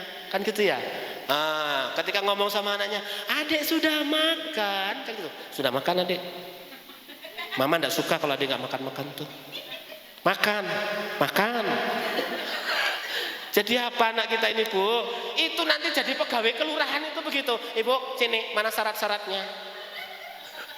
Ini fotokopi ya Bu ya, yang banyak ya. Aduh ya Allah, ini waktu kecilnya digituin sama mamanya tuh ya. Baik. Ya, jadi sesuai dengan bahasanya. Ke laki-laki juga begitu. Anak Anda laki-laki, apa kata mamanya? Kamu kalau jadi pemimpin itu yang tegas. Kalau ngomong tegas harus bapaknya. Betul nggak? Nah, ibu berperan tentang keibuan, kasih sayang, perasaan, ketegasan, kekuatan, tanggung jawab biar bapaknya. Makanya kalau bapaknya benerin genteng, biarin anaknya ikut Bu. Naik genteng, iya naik genteng. Jatuh nanti diatur caranya. Istri saya begitu saya atur. Anak mau masak-masak, biarin. Pisaunya kena, kita belikan pisau roti. Kan nggak tajam pisau roti. Mamanya kangkung 2 ikat sudah selesai, dia 1 nggak putus-putus. Tapi kan eksplorasi dia bersama mamanya ngiris kangkung berjalan. Saya betulin genteng, anak pengen ikut, ayo naik, tak ikat pakai tali, cantolin di salah satu kayu-kayu itu kan Bu. Nah kamu di sini sudah seneng dia Bu di atas, padahal keringatnya itu bercucuran. Namanya di atap kan. Tapi itu anak laki-laki harus belajar kelelakian dari ayahnya. Jangan sampai mamanya langsung, aduh kasihan itu masnya itu keringatan, Bu gak usah ini nyuci, kasihan nanti demam ya. Ya Allah, dia belajar dari situ, kira-kira gitu ya. Baik, termasuk sholat tadi Bu, yang laki-laki biar dibawa bapaknya sholat. Bawa. Ada punya anak laki-laki? Ya, biar bawa bapaknya sholat. Ya, kalau bapaknya nggak, cara nyuruh bapak sholat itu begitu. Mas, sana pergi sholat sudah maghrib. Ayahnya diajak. Padahal maksudnya kita menyuruh ayah. Ya, karena kalau Anda nyuruh ayahnya yang marah. Kan gitu ya. Tapi kalau nyuruh anaknya kan enggak. Ya, baik, kira-kira seperti itu. Ini Bu, 1 peluru bisa menembus 1 kepala, tapi 1 kata bisa menembus jutaan kepala. Maka kekuatan dahsyatnya kata-kata ini. Itulah mengapa dulu waktu bombingnya A'agim, tahu? A'agim bombing semua orang mengelulukan A'agim. Maka ketika A'agim kemudian memutuskan untuk menikah lagi, musuh-musuhnya paham, dihantamlah itu. Nah. Supaya bukan A'agimnya Bu, supaya kita benci dengan hukum Allah. Betul nggak? Hukum Allah, yaitu apa? Ada kan dalam Al-Quran ya. Kalau kita nggak sanggup kan kita nggak perlu memprotes itu kan. Tapi kalau sampai kemudian bertentangan dengan hukum Allah, itu kan bermasalah kan? Nah, kemarin itu kira-kira seperti itu, ya, dan seterusnya kemudian terjadi. Nah, untuk apa public speaking ini? Ya, siapa yang perlu belajar public speaking digunakan untuk tadi supaya dakwah kita nyampe dengan bagus, supaya dakwah kita diterima sama orang. Ya, ketika kita menyampaikan di masyarakat yang heterogen, ya kita nggak bisa pakai salah satu bahasa suku tertentu yang saya kuasai misalnya, ya, maka ya harus dicampur atau kalau nggak pakai bahasa Indonesia secara umum. Siapa yang perlu belajar? Siapapun, apalagi pengurus organisasi, karena suatu saat Anda akan mewakili organisasi ini untuk berbicara di depan umum. Tadi, ya, kalau suatu saat ibu-ibu pulang ke kampung halaman kan akan ada tetangga yang nanya, Mbak, saya dengar di Kalimantan tuh ada durian yang buah yang kayak durian tapi rasanya nggak durian. Itu apa sih? Nggak tahu juga ya. Pokoknya itu buahnya memang kayak gitu. Pucet-pucet kayak apa gitu ya. Temennya tambah bingung gitu kan. Pucet katanya gitu ya. Umpama gitu ya. Ya, itu nggak ada baunya sih dan seterusnya. Yang bisa menjelaskan adalah mereka yang pernah makan. Betul, Bu? Nah, yang nggak pernah makan nggak pernah paham cara menjelaskan. Kalau hanya nonton di itu berbeda. Baik. Jadi gitu, public speaking. Bekal yang kita butuhkan ini, Bu. Yang pertama adalah yang penting berani dulu. Maka kalau anak Anda berani tampil, alhamdulillah. Sudah, biarin saja. Yang penting berani tampil dulu. Soal salah, ya nanti belajar. Salah lagi, belajar lagi. Kira-kira begitu. Seperti kita dulu belajar jalan. Pernah jatuh? Apakah kita berhenti berjalan? Tidak. Ibu pernah make upan? Pernah gagal make up? Ya, tapi kan tetap make upan juga kan? Kata suaminya, itu kamu sudah pakai lipstick atau belum? Sudah. Kok nggak ada bedanya? Ini kan warna asli. Ada kan, Bu ya? Lipstick yang warna iya asli. Kata suaminya, ngapain lipstick kan? Nah, logika laki-laki kan gitu ya. Kalau ternyata warna asli gitu ya. Itulah pinternya toko lipstick itu ya. Ya Allah. Ada warna asli ya. Berikutnya, pahami materi. Ya, kalau jadi MC berarti pahami MC. Kalau jadi penceramah, pahami bagaimana cara berceramah. Training beda lagi, kira-kira gitu ya. Nah, tadi misalnya, kenapa yang saya sampaikan tadi mungkin sebagian orang membekas gitu ya? Karena saya memainkan emosi. Ada ketawanya, ada tegangnya, ada nangisnya. Itulah menyebabkan sinetron-sinetron itu bikin kita penasaran. Aduh, kenapa sih ya gitu, kayak gitu ya. Kalau suaminya di dekatnya itu kena pukul itu, pok gitu ya. Suaminya sederhana, dia pakai logika. Ya namanya sinetron kan sudah diatur sutradaranya toh. Kenapa pusing sih gitu kan?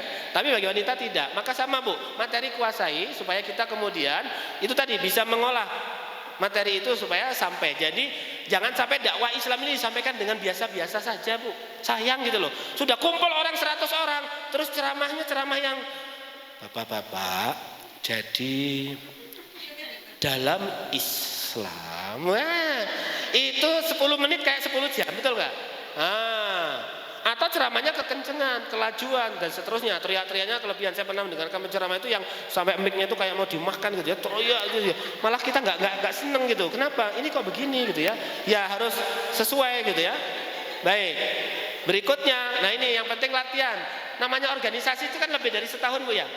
Latihan, namanya latihan ya sudah. Kalau ibu ditunjuk jadi MC, kalau saya dalam organisasi itu di sekolah saya misalnya guru itu sudah saya urut nomor 1 sampai nomor 17. Acara nomor 1 ini ketua, wakil, sekretaris, bendahara. Nanti acara kedua ganti lagi, tukeran lagi. Jadi semua pernah kena.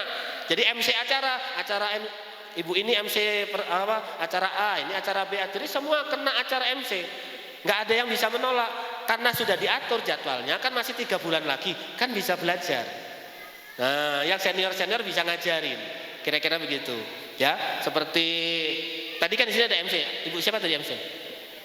Beliau yang sudah terlatih, yang sudah terbiasa, nanti beliau mentransfer ke teman-teman. Mbak, kalau MC itu pertama harus pakai pantun dulu. Misalnya gitu ya. Jalan-jalan ke Pulau Bunyu. Jangan lupa beli tahu. Kira-kira gitu ya. Dari dulu oleh-olehnya itu saja gitu ya.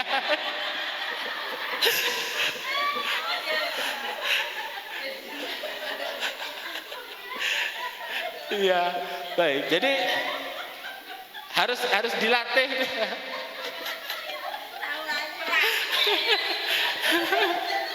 Ya. Baik. Tapi itu ciri khas itu Bu, ciri khas itu ya. Baik. Istri saya sangat senang itu kalau dapat tahu itu ya. Baik. Jadi jangan sampai nanti gini, ada saingan di antara kita. Biarin aja dia MC biar dia rasain. Bu, jeleknya dia semua kena Bu. Siapa tadi MC-nya? Nggak tahu tuh orang Aisyah tuh. Betul nggak? Maka disupport, temennya didorong. Ayo Mbak, begini caranya Mbak. Ngomongnya begini pelan-pelan. Hadirin yang berbahagia, hari ini kita akan laksanakan bersama-sama. Itu beliau bila perlu diajak latihan di rumah kita. Kira-kira begitu ya. Siapa tahu nanti dia diterima P3K, jadi protokolnya bupati kan? Ya, kan kira-kira gitu ya. Baik, hadirin dimohon berdiri. Bapak Bupati berserta rombongnya akan masuk ke dalam lapangan. Rombongannya itu ya. Baik. Seperti itu Ibu ya. Berlatih, dilatih. Jadi yang MC dilatih, yang ngaji juga dilatih. Karena tadi seperti Ibu rasakan di depan tadi gemetar. Padahal yang diomongin cuma teman-teman sendiri loh. Kenapa gemeteran? Kenapa keringetan? Tapi karena tadi beda view-nya. Dari sini ngelihat sekian orang, di situ hanya ngelihat teman sendiri. Di situ ngelihat satu orang, di sini banyak orang. Anak Tarakan kemarin yang saya bawa ke Jakarta, waktu latihan nari santai saja, begitu mau tampil gemeteran tangannya begini, ya. 2000-an yang nonton itu. Ada menteri lagi di situ nonton, pasti bikin dia gemeteran kan?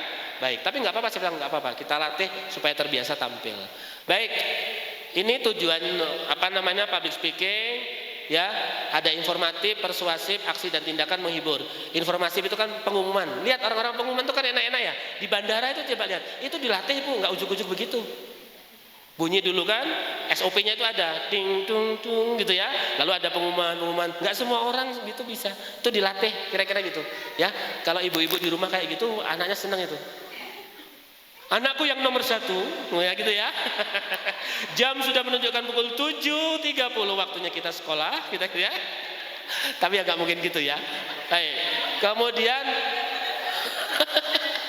persuasif ini pendekatan, ingin menyampaikan sesuatu biasanya ke masyarakat, penyuluhan, RT dan sebagainya. Nggak usah jauh-jauh, ibu sesama ibu saja kalau kita ngobrol bersama-sama rapat misalnya gantian bicara, kalau nggak latihan cara berbicara itu juga akan bermasalah, betul nggak? Pokoknya itulah Mbak, kata-kata pokoknya itu nggak bisa.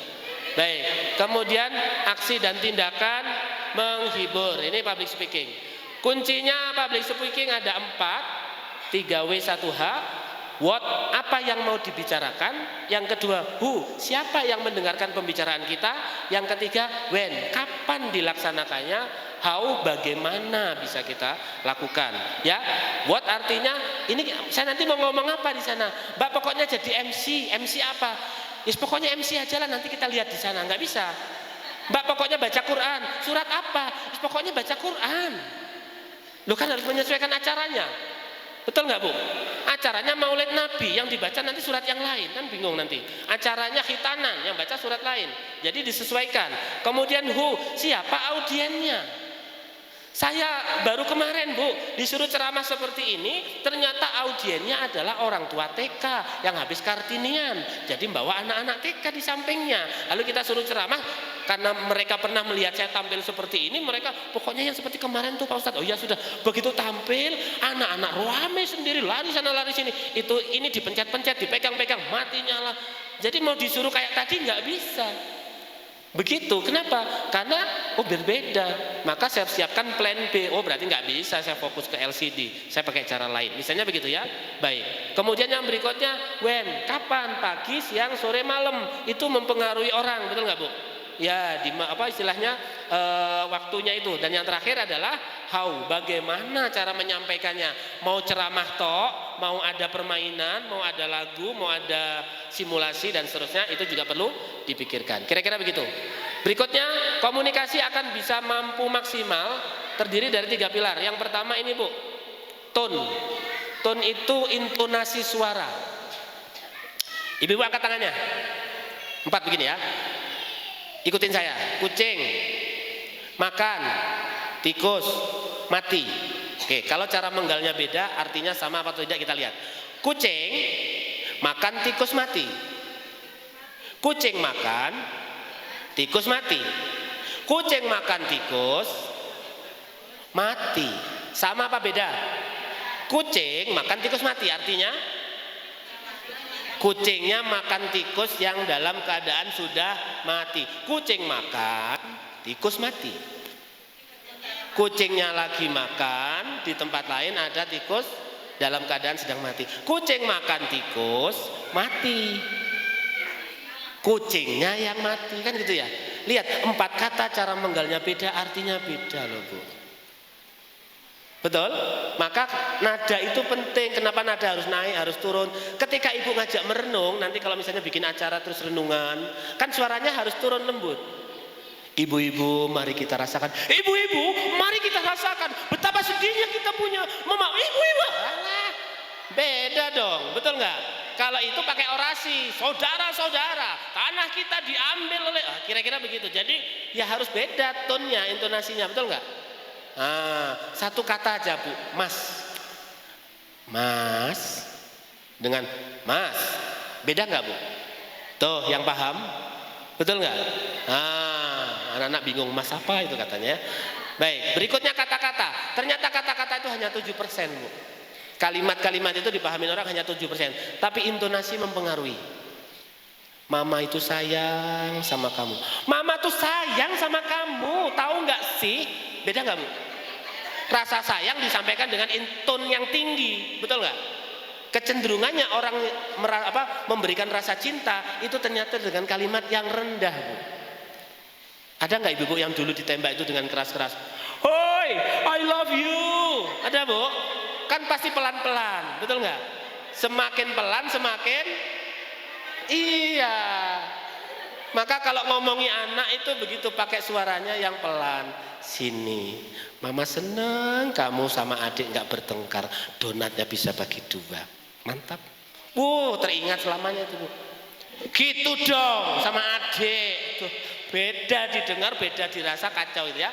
Baik. Nah, di masyarakat ini juga penting. Makanya pendakwah-pendakwah itu harus peka terhadap suara. Karena jamaah ini harus mendengar semuanya dengan baik. Dan yang terakhir yang paling besar ternyata body language, gerak tubuh. Maka ibu-ibu kalau misalnya menjadi pembicara, jadi apapun itu silahkan melakukan gerakan yang dibutuhkan. Ya, melakukan gerak-gerakan. Kita harus semangat. Berarti tangannya kan begini.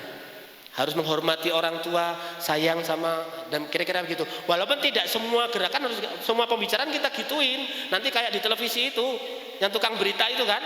Nah, hal-hal tertentu saja untuk penguatan. Ya, ketika kita jadi orang yang kaya, nah tangannya begini. Kan beda ketika nanti kita jatuh miskin. Hanya untuk menentukan saja. Tapi nggak semua bergerak-gerak gitu ya. Tapi ada gerakan dalam rangka membantu, memudahkan orang menerima penjelasan kita. Kira-kira seperti itu. Atau orang lain mengatakan gestur, yang sebelah sini intonasi, yang sebelah sini adalah kata-kata. Tapi kata-kata ini harus dilatih. Kira-kira begitu ya. Baik, kita percepat saja. Nah, kekuatan suara ini penting ya. Ini kalau untuk yang tadi MC ini cocok. Ini contohnya, suara berenergi, suara menggambarkan niat yang kuat, suara berenergi ini lebih meyakinkan. Khusus untuk MC-MC yang semangat, itu menggunakan suara yang ditekan, dienergikan. Ini kita latihan, nanti kita sama-sama ya, kita coba latihan. Jadi latihannya adalah seperti ini. Kita coba. Ibu boleh pilih satu orang? Iya, pilih Bu, siapa Bu? Kita latihan baca ini. Silakan. Tidak ada yang salah. Ibu dipilih katanya. Silakan Bu. Ya, Diapain? Baca langsung. Kehidup. Bayangkan Ibu adalah MC ini, lagi ngomong nih, tulisannya begitu diberikan. Kehidupan adalah tempat kita untuk mengoptimalkan setiap potensi yang diberikan. Menggali potensi dengan segenap energi dan membagikan seluas-luasnya untuk kebermanfaatan. Itu suara beliau asli. Sekarang tambahkan kekuatannya. Ya, berarti suaranya agak ditekan. Power. Kemudian tidak tertutup. Kehidupan adalah tempat kita untuk mengoptimalkan, misalnya gitu ya. Coba pakai itu, caranya enak. 1, 2, 3. Kehidupan adalah tempat kita untuk mengoptimalkan setiap potensi yang diberikan. menggali potensi dengan segenap energi, dan membagikan seluas-luasnya untuk kebermanfaatan. Ada perubahan? Sedikit. Ya, kenapa sedikit? Karena baru kan? Ya, nah nanti seringnya berlatih itu akan bisa beri keren. Wow. Baik, terima kasih Bu. Jadi ditambahkan usahakan nanti ketika jadi MC atau jadi pembaca sesuatu tidak terlihat sedang membaca. Nah, tapi kita sedang mengeluarkan kata-kata yang tertata, kan gitu aja. Kira-kira begitu. Kehidupan adalah tempat kita untuk mengoptimalkan setiap potensi yang diberikan, menggali potensi dengan segenap energi dan membagikan seluas-luasnya untuk kebermanfaatan. Terima kasih atas kehadirannya. Jumpa lagi di tahun yang akan datang. Tepuk tangan yang meriah untuk Elvi Sukaisi, misalnya gitu ya. Ya, jadi penyiar dangdut malahan ya. Baik. Itu Ibu, gestur dan sikap yang dinamis. Baik, bentar lagi asar. Nah, kontrol tubuh kita biasanya pembicara yang awal-awal yang tidak paham itu dia akan sibuk dengan benda-benda tertentu. Ini hati-hati mengganggu ya. Ya, satu Ibu memutar-mutar pulpen, menggaruk-garuk kepala. Garuknya nanti pas sudah tidak menjadi pembicara di depan. Dan yang sering kalau acara-acara organisasi Ibu, kalau ada yang lain mau koordinasi itu koordinasinya di depan. Ini salah, ini fatal, tidak boleh. Ibu kalau koordinasi jangan di depan, di belakang. Ini hadirin kan lagi nonton nih. Tiba-tiba ibu yang sebelah sini datang. Konsumsinya ustadznya belum diambil kan kayak apa? Ya enggak tahu, kamu tanya sama mbak itu. Yang sini ngeliatin. Gini-gini Bu hadirin. Betul nggak? Kalau mau ngomong di belakang saja. Setuju? Atau tiba-tiba ngomong di sebelah sini. Astagfirullah mbak. Kan tadi sampean tak bilang jangan baca yang itu. Ini bacanya tuh yang ini. Kelihatan tidak kompaknya. Jangan, di belakang. Panggil sini mbak. Kira-kira ya tunggu selesai, tunggu ada jeda.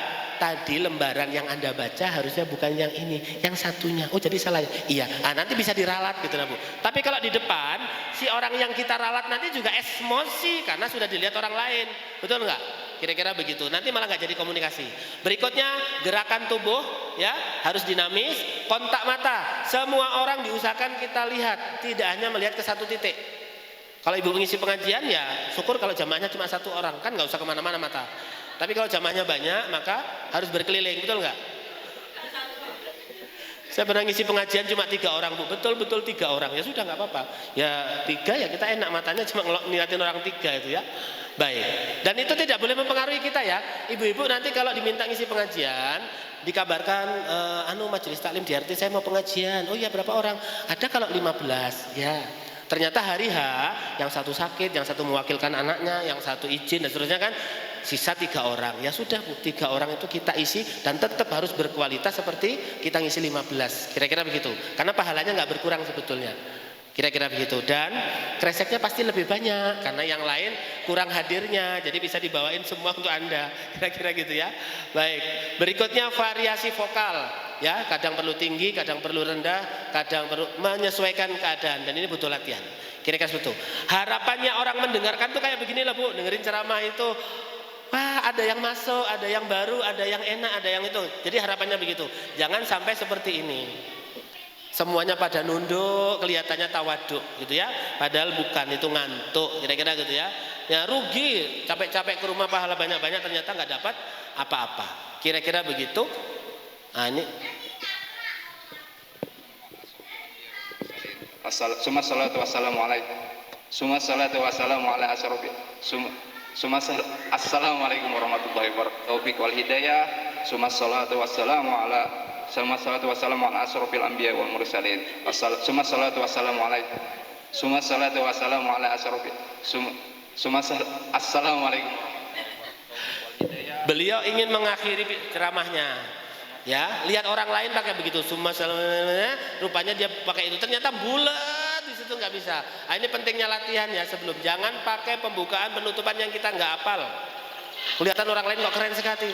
Alhamdulillahillazi arsala. Misalnya gitu ya, keren ini kayaknya. Kalau Anda nggak latihan nggak bisa, jangan. Nanti malah aneh gitu ya. Baik, kira-kira seperti itu. Berikutnya ini kita lewati. Nah, supaya confident, supaya bagus, supaya menguasai, kata kuncinya cuma satu Bu, jam terbang. Semakin sering, makanya waktu ibu didik anak nomor 1 beda nggak sama didik nomor 2? Sudah ada jam terbang kan satu anak, begitu 2. Maka kata ibu saya, kenapa anak saya banyak ya, sampai 4, kata ibu saya, anak pertama masih latihan nak, nanti kamu anak kedua lebih sabar, nambah kedua. Kok belum sabar bu, tambah anak ketiga, nanti tambah sabar. Karena ibu saya kan tadi anaknya 11 ya, meninggal 4 gitu ya. Ibu sendiri sekeluarga itu 12, kira-kira begitu. Jadi jam terbang ini menentukan, sering latihan, sering ketemu, baik. Dan yang terakhir, ini bu seninya dalam dakwah. Yang pertama adalah, langkah pertama seni menata hati. Maksudnya menata hati kan kita ingin mengajak orang lain untuk mendengarkan Islam ya. Maka kalau apapun responnya kita harus siap. Tidak selalu baik, tidak selalu positif, betul nggak? Kira-kira begitu. Saya pernah mimpin outbound sebuah acara di sebuah perusahaan. Ternyata outbound saya itu sudah pernah dilakukan dan mereka mengatakan, "Hello, outbound kayak begini kita kan sudah sering." Begitu, Bu. Ya nggak apa-apa, kita jalanin aja. Oh, ini sudah sering, ganti lagi sampai akhirnya kita ketemu. Begitu ketemu yang dia tidak pernah, baru kita kena. Kira-kira begitu, nggak apa-apa. Termasuk ceramah juga begitu. Yang kedua, seni menata diri. Ya, maka kalau ibu sudah mulai dianggap ceramah, kita nggak bisa sembarangan lagi. Ibu nggak bisa lagi bergurau dengan temannya gayanya kayak orang lain. Aduh mbak, wah, ketawa cekikian itu sudah nggak bisa lagi. Ketawanya harus mulai tertata gitu ya. Sudah mulai nggak seperti yang lain ya. Ibu sudah tidak bisa lagi, nah ke pasar itu hanya pakai daster saja. Sudah nggak bisa lagi bu, apalagi dasternya transparan. Ya, dan sudah berlobang-lobang, itu sudah mulai harus tertutup gitu ya. Baik, sudah tidak bisa lagi ibu-ibu itu ngobrol lebih asik dengan suami orang, tidak asik dengan suami sendiri. Itu akan jadi sorotan, betul nggak? Jadi sudah mulai ada penataan diri kita. Yang ketiga ini seni menata materi supaya nggak bosan, supaya nggak menjemukan. Bagaimana orang menerima dakwah kita? Kira-kira begitu. Dan yang terakhir, yang keempat, seni menata delivery atau cara menyampaikan. Ya, saya pernah diminta ceramah, Ustadz sekali-sekali ceramahnya jangan dalam ruang gedung, di mana? Di pinggir laut. Saya pernah ceramah di pinggir laut melawan ombak. Ya, biar nggak ada mic lagi. Nah, kira-kira itu gimana caranya? Maka itu PR saya untuk memikirkan. Alhamdulillah selesai. Pernah di atas danau. Kemudian pernah di acara nikahan, orang sambil makan gitu ya, dan seterusnya lah. Baik, terakhir, suaranya saya nggak bisa keluar ya. Hidup itu adalah pilihan dan setiap pilihan kita pasti ada konsekuensinya. Hanya ada 2 tempat di akhirat nanti, ada surga dan neraka. Kita tidak tahu berada di mana, tapi harapannya kita ingin berada di tempat yang Allah sediakan yang terbaik, yaitu surga. Bapak Ibu yang berbahagia, kalau tidak ke sana mau kemana lagi kita? Inilah perjalanan hidup dunia akhirat kita, Ibu. Nih, hitungannya kata Rasulullah, 1000 tahun di dunia itu 1 hari di akhirat. Berarti berapa lama tuh ya di sana ya? Jadi 1000 tahun di dunia itu hanya 1 hari di akhirat. Hari ini posisi kita sudah keluar dari alam roh menuju alam kandungan, sudah keluar sekarang di alam dunia. 3 alam ini sebentar. Kemudian kita akan masuk alam kubur dan lihat di kuburan sana banyak orang di kubur sana sampai hari ini belum bangkit-bangkit. Sangat lama sekali. Berarti kita menyusul dan akan lebih lama lagi sampai nanti hari kebangkitan, hari kehancuran. Masih ada padang mahsyar, ada syafaat, ada hisab, ada pencatatan amal, ada mizan, ada Masya Allah sampai terakhir surga dan neraka. Dan panjang perjalanannya ini Bapak Ibu. Betapa lamanya itu. Ya, maka sebetulnya tidak adil kita sholat cuma sedikit kemudian masuk surga, itu sebetulnya tidak adil sebetulnya. Tapi itulah rahmat dan sayangnya Allah sehingga kita dimudahkan dengan cara-cara seperti itu. Ibu yang berbahagia, yakinkah bahwa kiamat itu akan ada? Maka kalau di dunia tidak ada keadilan, banyak orang yang terzolimi, di akhirat sanalah nanti pengadilannya. Oleh karena itu taat kepada Allah itu adalah musti ya. Ini ada kejadian orang yang sholat kemudian sampai tidak bangkit-bangkit ternyata meninggal dunia, menunjukkan bahwa orang-orang menganggap bahwa yang meninggal dunia dalam keadaan seperti ini disebut husnul khotimah. Maka ibu yang berbahagia, kita berharapnya seperti itu. Mudah-mudahan dijemput dalam keadaan taat. Sholatnya tidak bagus-bagus amat sih, tapi meninggalnya pas dijemput sama malaikat itu dalam keadaan berdakwah, dalam keadaan nyayang anak, dalam keadaan berbakti sama mertua, dalam keadaan sedang bersedekah, dalam keadaan melahirkan, dalam keadaan menolong orang dan seterusnya. Itu kan mati-mati yang terbaik Bu ya. Insya Allah. Ibu saya terbiasa setiap hari itu baca Quran. Tahu nggak Bu, bacaan ibu saya masih bagus bacaan anak-anak TK itu. Tapi ibu saya tidak pernah putus asa mau ngaji saja. Ya, seminggu setelah ayah saya meninggal, dia yang biasanya rajin baca Quran tiba-tiba ngomong sama adik saya, Santi, Mama, ibu pengen dengar kamu ngaji aja deh. Ini kan malam Jumat ya, bacain Al-Kahfi. Maka adik saya membaca Al-Kahfi sampai selesai. Begitu selesai, pamitan adik saya mau ke masjid, sudah menjelang Isya, dibangunkan. Bu, sudah selesai ngajinya, aku mau sholat Isya ya. Dipegang badannya, ternyata tergeletak ke sebelah kanan dan ternyata ibu saya sudah meninggal dunia. Maka kami berprasangka baik. Ibu kami dijemput Allah dalam keadaan mendengarkan bacaan Al-Quran. Kira-kira begitu. Kita nggak tahu kan anaknya ini kayak apa, mudah-mudahan kita berdoa.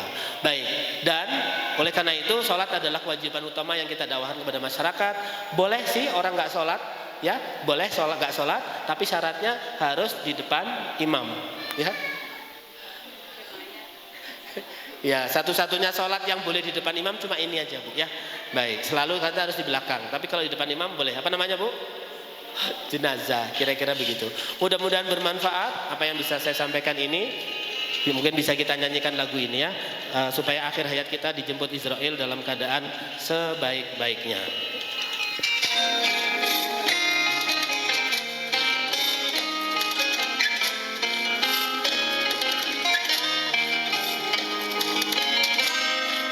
Akan tiba waktu kau datang, tiada satu pun jadi penghalang.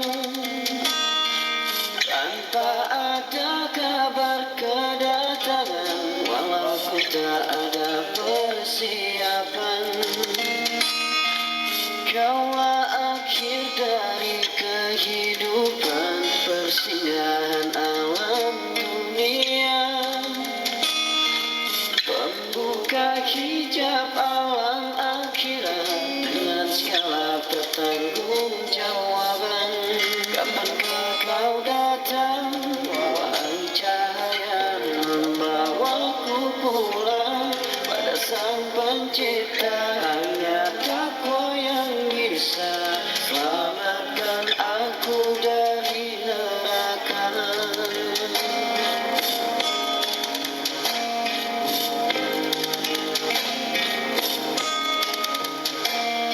Satu hal yang selalu ku pinta, berikan waktuku untuk bertobat, hingga kau bawaku pulang saat ku betul-betul tak siap. Datanglah di saat yang indah, di waktuku sedang beribadah. Semoga Tuhan sampaikan hidayah agar ku bisa husnul khotimah. Kapankah kau datang, wahai cahaya, membawaku pulang pada Sang Pencipta? Hanya takwa yang bisa selamatkan aku dari neraka. Tuhan ampunilah segala dosaku, hingga kau izinkan surga untukku. Takdirkanlah hidupku Berakhir dalam kasih sayangmu. Terima kasih Ibu. Ada diskusi dan pertanyaan, dipersilakan.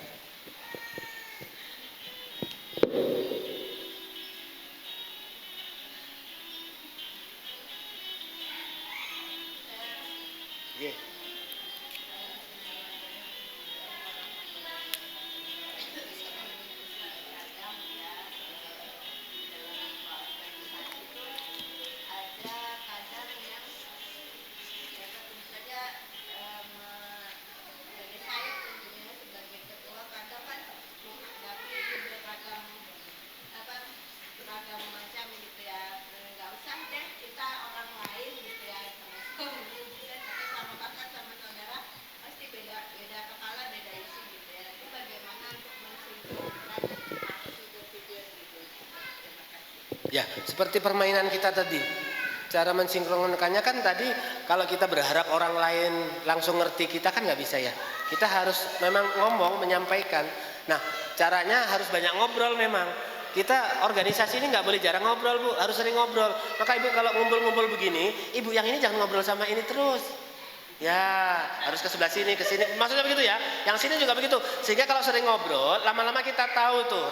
Kalau ngobrol sama ini gimana? Kalau ngobrol sama ini, kalau ngobrol sama ibu itu tuh, dia sukanya tuh ngomong aja gak bisa di stop. Maka kita bisa menyikapi gitu. Yang satunya lagi, ini gak bakalan ngomong kalau gak diajak ngomong. Gitu kan? Kan beda-beda. Kira-kira begitu. Oh yang sebelah sini walaupun sudah diajak ngomong kalau nggak diingatin pasti lupa kan gitu ya. Oh yang sebelah sini diingetin 3 kali nggak cukup harus 5 kali. Kira-kira jadi kalau kita paham semuanya enak. Kan kunci berhubungan sama orang tuh paham saja. Saudara, maaf ada anak kembar di sini? Nggak ada. Ada tapi anak yang lebih dari 1 ya atau kembar sekalipun itu mereka nggak bisa sama loh Bu. Betul nggak? Kakak adik nggak bisa dianggap sama loh ya, walaupun lahir dari rahim yang sama ya, mereka berbeda. Kata kuncinya itu tadi komunikasi. Dan ibu adalah orang yang paling paham anaknya masing-masing, betul nggak? Nah, bapak malah jarang Bu. Apalagi waktu masih bayi, gitu kan anaknya kata mamanya minta pakai sendal, kata suaminya dari mana L-nya sendal gitu kan. Tapi ibunya paham, begitu diambilkan sandal, bener, betul nggak? Itu bahasa yang sudah kita pahami tanpa translate itu langsung gitu ya. Maka kalau saya sukanya begini, organisasi harus sering ngumpul, sering ngobrol. Bila perlu kalau nggak ada acara silaturahim ke rumahnya, bikin acara bersama-sama. Semakin kita mengenal ya, semakin kita memperbanyak ta'aruf sama teman, itu kita paham. Oh kalau ibu yang ini kita nggak bisa sama dia ngomong masalah anak. Kenapa? Kan anaknya Down syndrome misalnya gitu ya, maka ya kita beda sama yang ini, jangan ngomong sama anak, ngomong sama ini suaminya begini, berarti nggak ngomong masalah suami. Jadi organisasi itu biasanya kalau urusan internalnya nggak kita permasalahkan itu lebih aman Bu. Itu yang pertama. Yang kedua, kita bangun komunikasi saja nggak apa-apa. Mbak, kemarin itu yang arsip tanda tangan peserta itu di mana ya? Loh kok tanya saya? Misalnya gitu. Kita nggak boleh ikut-ikut ngegas juga. Lah kalau nggak tanya sama-sama, tanya sama siapa? Nah, tambah kenceng-kencengan kan. Oh kalau bukan sama Mbak, sama siapa ya? Kan gitu aja. Kita lanjutkan. Nah, kalau orang lain tidak mau memahami kita, kita saja yang memahami orang lain. Kenapa? Nggak bisa Bu. Dan oleh karena itu, organisasi nanti akan ada orang yang kecapean karena semuanya kayaknya di tangannya. Kalau dia nggak tangani, yang lain juga nggak megang, begitu kan? Maka kalau Anda jadi orang yang seperti itu, ya memang harus siap. Ya sudah, dijalani saja. Nah, oleh karena itu, memang ketua itu fungsinya adalah membagi kerja. Nah, kata ketua sini. Nanti yang bagian ini kan Mbak kan seksi ini, Ibu kan kira-kira gitu ya, dibagi di lapangan. Selanjutnya di lapangan ternyata nggak sesuai sinkron, yang teman-teman bisa komunikasinya ke ketuanya saja. Kira-kira itu Mbak, ternyata nggak jalan yang ini minta tolong ya gitu. Nah ketuanya juga jangan kata ibu itu kamu nggak begini, itu nggak disuruh begini, jangan, itu bikin masalah, betul nggak? Jadi orang lain nyampaikan ke kita jangan dikirim mentah. Ya kira-kira begitu. Jadi pesannya saja yang disampaikan. Kira-kira gitu Ibu. Jadi cara membangun supaya kita nggak miss bagaimana? Banyak komunikasi, sering ngobrol, ya. Sekali-sekali kirim hadiah, gitu ya. Ibu beli kengkeng 1 kilo, misalnya dia kasih dia lah 1/4, misalnya gitu ya. Ya kan kata Rasul begitu ya. Tahabbu, saling berbagilah. Nanti kalian akan saling mencintai, saling menyayangi. Ya Allah terima kasih loh Mbak, dibawain kelengkeng gitu ya 3 biji, misalnya gitu ya. Nggak apa-apa, walaupun cuma 3 biji pas mahal-mahal kan. Kira-kira gitu ya. Saya pernah dikasih kurma cuma 2 biji. Bukan cumanya, ketika saya tanya ini kurma apa? Kurma ajwa. Kok gede kan? Ya Allah alhamdulillah. Itu contohnya, artinya jangan ngelihat jumlahnya. Kayak Aisyah tadi ya, jangan lihat batunya. Ya, tapi lihat orang yang ingin perhatian. Kira-kira gitu. Baik, di organisasi begitu Bu, dan memang harus ada yang siap jadi tulang punggung ya. Jadi organisasi berjalan ya biasanya ibu ini sama ibu itu gitu ya, nggak apa-apa. Yang lainnya bisa sambil nanti lama-lama bisa bergabung. Baik seperti itu. Ada lagi? Ya Ibu. Waalaikumsalam warahmatullahi wabarakatuh.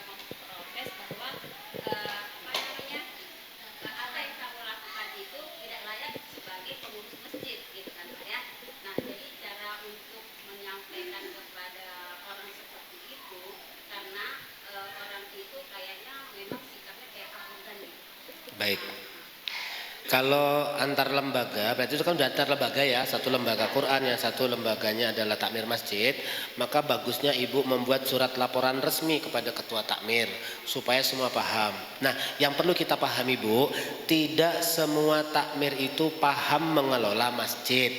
Sebagian besar takmir memahami bahwa masjid itu untuk sholat saja dan supaya khusyuk tidak perlu ada anak-anak, karena anak-anak itu kan rame ribut macam-macam.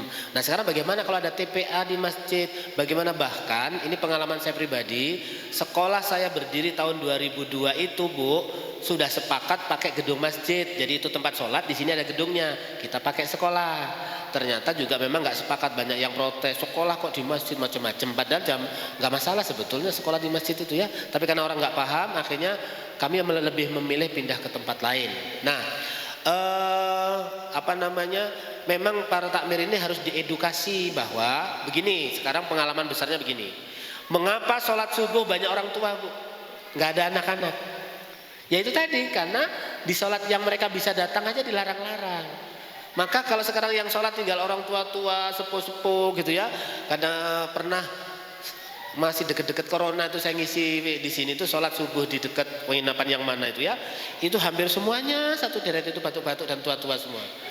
Saya yang umur 40 itu yang paling muda Bu. Dekatnya pantai pinggir sana itu ya, penginapan di sana itu, ada masjid kan sebelah sananya itu kan. Begitu sholat ya Allah tua-tua semua. Ya, nah kalau sudah seperti itu kan repot ya.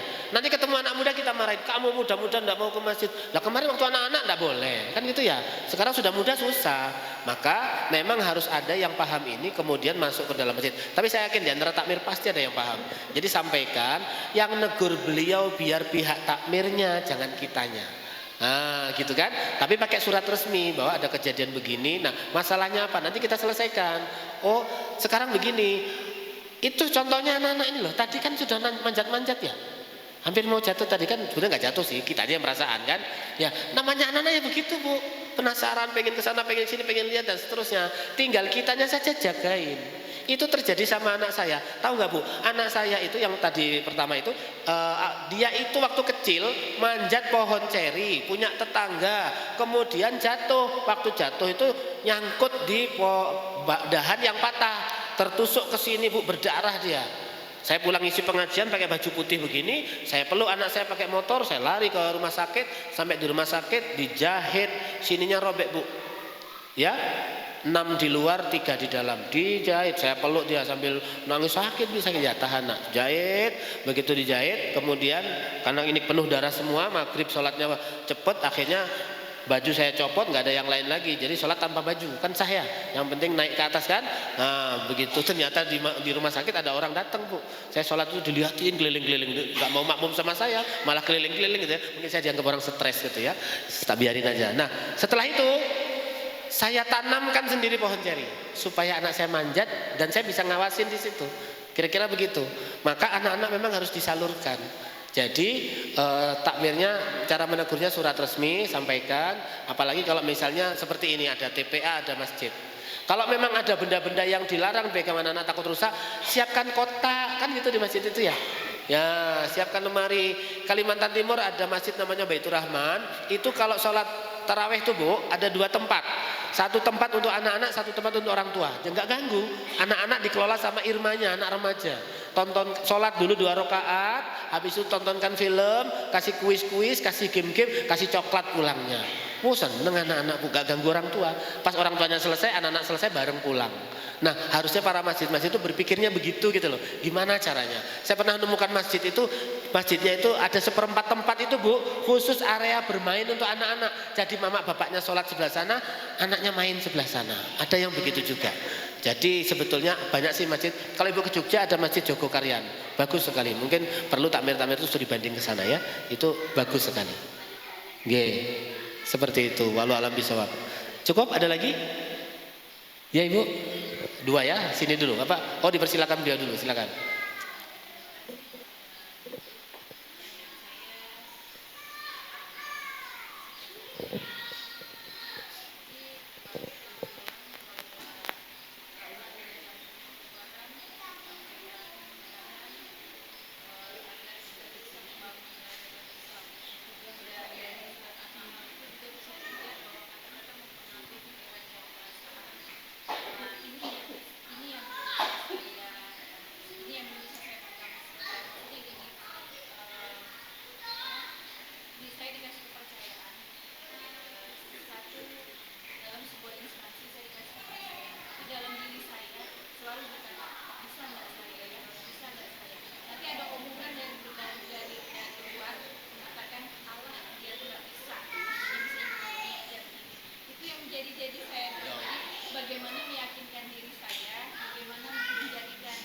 bukannya saya mau bilang saya yang terbaik, enggak.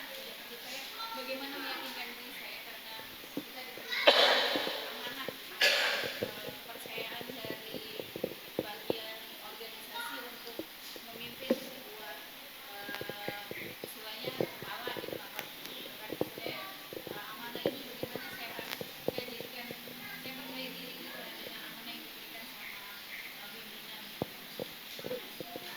Baik Ibu, hari ini kalau Ibu saya minta menjelaskan kepada saya tentang apa namanya beda duku sama langsat bisa nggak? Bisa. Kenapa Ibu bisa menjelaskan itu?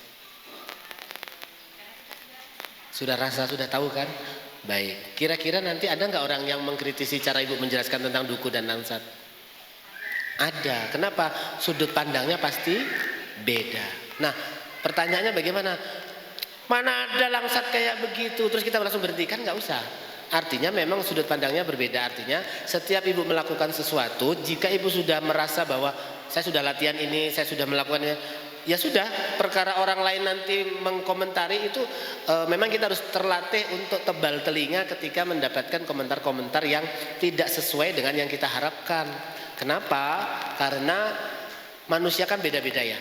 Kan yang diceritakan di zaman siapa itu ya, yang bawa ke keledai, bapak anak bawa keledai itu kan Bu, ketika keledainya dinaikin sama bapak, kata bapaknya kamu aja nak yang naik, orang lain bilang anak kurang ajar, bapaknya suruh anaknya naik, bapaknya jalan, kata bapaknya ganti anak, bapak yang naik kamu yang turun, kata orang-orang orang tua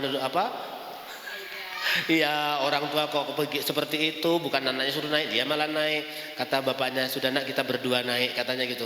Orang lain mengatakan mereka gak berperi ke binatangan, binatang malah dinaikin berdua, kira-kira begitu. Sekalinya ya sudah kita gak usah naik. Apa kata orang? Bodohnya punya kendaraan gak dinaikin. Kalau kita nurutin omongan orang tuh gak selesai-selesai Bu. Betul nggak? Nah, melatih itu yang memang butuh. Jadi sekali ya sudah.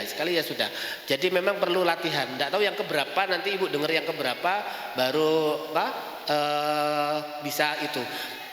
Untuk mengeplongkan hati gara-gara itu, memang Ibu butuh bertemu atau mengungkapkan itu kepada orang yang mendukung Ibu. Karena dukungan itu membuat kita jadi nyaman kan.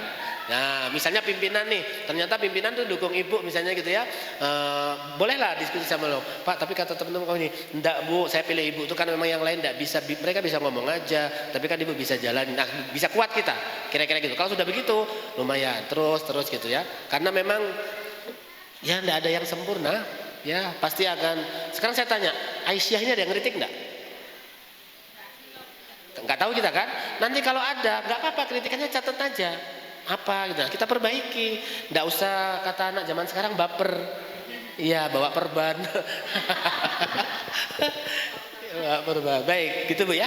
Nah, memang harus dilatih, kalau dihilangkan nggak bisa, dan itu termasuk kalau ilmu psikologi itu namanya ada ada introvert, ada apa itu ya, ada yang model-model begitu, ada orang yang bawaannya itu memang diomongin sedikit itu nggak tenang gitu loh. Makanya itu tadi, kita jangan terlalu banyak komentar sama orang, Mbak jilbabnya kok gitu sih, emang kenapa sih gitu kan, padahal jilbabnya nggak apa-apa, padahal kita mau ngomong kalau jilbabnya itu ada yang nyelip rambut sedikit misalnya gitu ya. Nah, kalau yang orang model seperti itu mending langsung dipegang. Oh rambut saya keluar ya, oh, itu lebih nyaman daripada Mbak, itu malah dia bingung ya, kira-kira begitu. Oke, monggo silakan Ibu.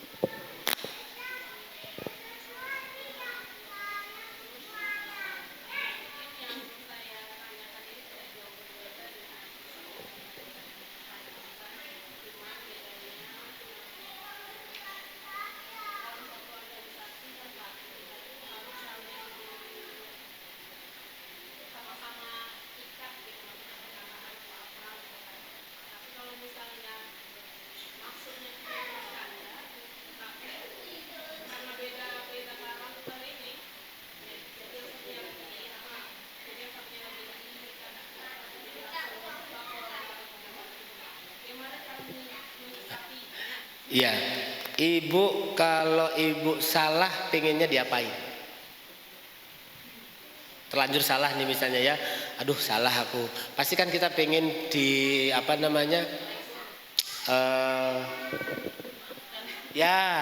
dimaklumi. Ya kan, pengennya dimaklumi, dimaafkan, diberi kesempatan, kira-kira gitu. Demikian juga ketika kemudian kita bergurau sama teman ternyata ditanggapi salah, ya sudah kita memaklumi. Biasanya itu loh diajak bergurau enggak apa-apa. Ini kok sensi sekali sih. Ya datang bulan kali gitu kan. Ya mungkin tadi suaminya marah-marah kali gitu kan, atau mungkin anaknya tadi ngambil uangnya tanpa ngomong, banyak hal kan, Bu. Oke, makanya bergurau itu dibolehkan, tetapi memang harus melihat situasi dan kondisi. Yang tadi saya sampaikan, kayak ada orang ceramahnya gurau tapi ternyata menyakitkan hati gitu ya. Nah, itu juga bermasalah. Beberapa bulan yang lalu di Tanjung Selor ada seorang ustadz ceramah dan fatal memang. Apa ceramah dia? Orang yang paling bagus cara mendidik anaknya itu hanyalah orang Jawa, Bapak Ibu. Ayo, kira-kira gimana, Bu? Nah, itu contoh ya, contoh. Padahal setelah kita konfirmasi, dia sebetulnya pengen bergurau, pengen nanti yang lainnya itu punya pendapat kayak itu tadi. Oh enggak gitu kan. Nanti hasilnya gurau gitu. Nah, maksudnya begitu. Tapi yang dia praktekkan itu ceramahnya serius, Bu. Sehingga orang langsung wah gitu kan. Begitu ustadznya turun itu sudah protes, banyak orang marah apalagi yang dikira enggak usah diundang lagi itu gitu, Bu. Nah, artinya dia tidak pada tempatnya. Kalau semuanya orang Jawa silakan. Begitu loh, semuanya orang Jawa, paling bagus tuh orang Jawa, salahnya cuma sedikit saja, misalnya gitu ya, salahnya itu kalau dia mencubit merasa sudah beres, langsung istighfar, misalnya gitu ya. Nah, situasi itu menentukan, gurauan itu menentukan, maka tidak semua kawan kita, maka kalau bergurau lihat dulu wajahnya, Bu. Ya, kalau wajahnya itu sudah segi 4, segi 3, segi 5 itu ya tahan-tahan diri dulu lah, ya. Dan apalagi nggak berhadapan, kita nggak tahu mukanya kayak apa kan gitu ya, mukanya lagi ketarik kah apa gimana ya. Baik, biasanya begini, ciri orang yang bisa diajak gurau, beliau itu tersenyumnya lepas. Tapi kalau senyumnya terpaksa gitu ya, nah kayak ada sesuatu ini ya jangan diguroin, kira-kira gitu ya. Apalagi guronya kalau ibu-ibu itu kan paling sensi terhadap usia, kemudian body shaming tadi gitu ya. Itu paling sensi kan ya, yang begitu-begitu kita hindari dulu, kira-kira gitu. Jadi memang itu butuh belajar. Maksudnya belajar itu ya tadi dari interaksi yang sering tadi kita baru paham. Tapi kalau udah terlanjur bagaimana? Enggak apa-apa, nanti jangan diselesaikan di situ. Ya, nanti cari waktu datang ke rumahnya. Bawain risoles. Ya Bu ya, bawain risoles datang, terus nanti dia akan basa-basi, ngapain sih repot-repot? Iya, tadi aku minta maaf bergurau begini takut menyinggung. Enggak apa-apa, aku tadi hanya karena gitu. Selesai sudah. Jadi sebetulnya menyelesaikan itu kadang-kadang sederhana, Bu ya. Ya, maka pandai-pandailah buat risoles gitu ya. Baik, kalau nggak pandai sekalian nolong teman. Ada teman yang pandai risoles, pesen Mbak, pesen sak kotak ya 50.000. Misalnya yang bercanda tadi niatnya yang bercanda ya. Kalau misalnya niatnya bercanda tadi tidak sadar kalau itu bercanda gitu kan. Terus sempat kena di temannya ini gimana? Tetap minta maaf. Bahkan dalam Islam ada candaan yang hukumnya haram. Betul? Kalau Krisdayanti itu adalah kamu dek, aku ceraikan kamu, gak boleh itu Bu. Itu masuk talak 1 loh Bu, padahal bercanda. Kira-kira begitu ya. Jadi ada candaan-candaan memang gak boleh. Nah, makanya bercandanya bercanda yang biasa saja. Kalau teman tersinggung, ya ibaratnya kita membunuh tidak sengaja kan tetap dihukum. Aja tetap minta maaf, kira-kira gitu. Yang tadi saya ceritakan anak kejadian tuh nggak sengaja, dia mukul kacanya yang pecah masuk ke perut anaknya. Ya tetap harus urusan hukum. Anak itu sampai dibawa polisi Bu. Anak kelas 6 SD dibawa ke polisi. Sama polisinya waktu itu, ini tidak akan dipenjara Pak, cuma direhabilitasi. Direhabilitasi di mana? Di Tenggarong. Ya sama aja, Tenggarong kan penjara juga. Akhirnya saya minta dinas pendidikan untuk membuat surat anak itu direhabilitasi di sekolah saja gitu loh. Apa kalau istilahnya politik itu tahanan kota ya, nggak usah kemana-mana.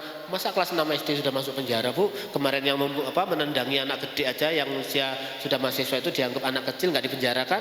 Ini kenapa anak nggak sengaja cuma mukul kaca sampai seperti itu? Kira-kira gitu.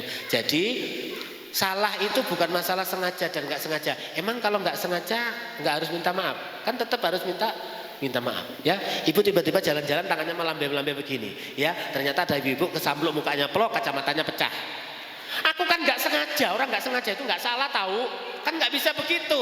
Kacamata tetap diganti, tetap minta maaf. Kejadiannya memang tidak sengaja, kecuali benar-benar sengaja kan gitu ya.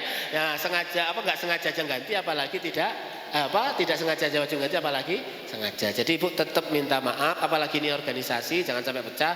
Ada masalah selesaikan. Cara menyelesaikan itu datangi aja ke rumahnya ya, bawain apa gitu kan, atau kalau nggak sempat ke rumahnya mungkin anaknya pas lewat, titip ini untuk mama, untuk bunda ya katanya gitu, bilang dari bundanya ini misalnya gitu ya, sampai di rumah dibuka dan seterusnya. Kira-kira gitu Bu ya. Baik, cukup mungkin. Baik, demikian yang bisa kita diskusikan bersama-sama. Saya kembalikan, nggak ada MC-nya tadi ya. Kita akhiri dengan hamdalah dan doa kafaratul majlis.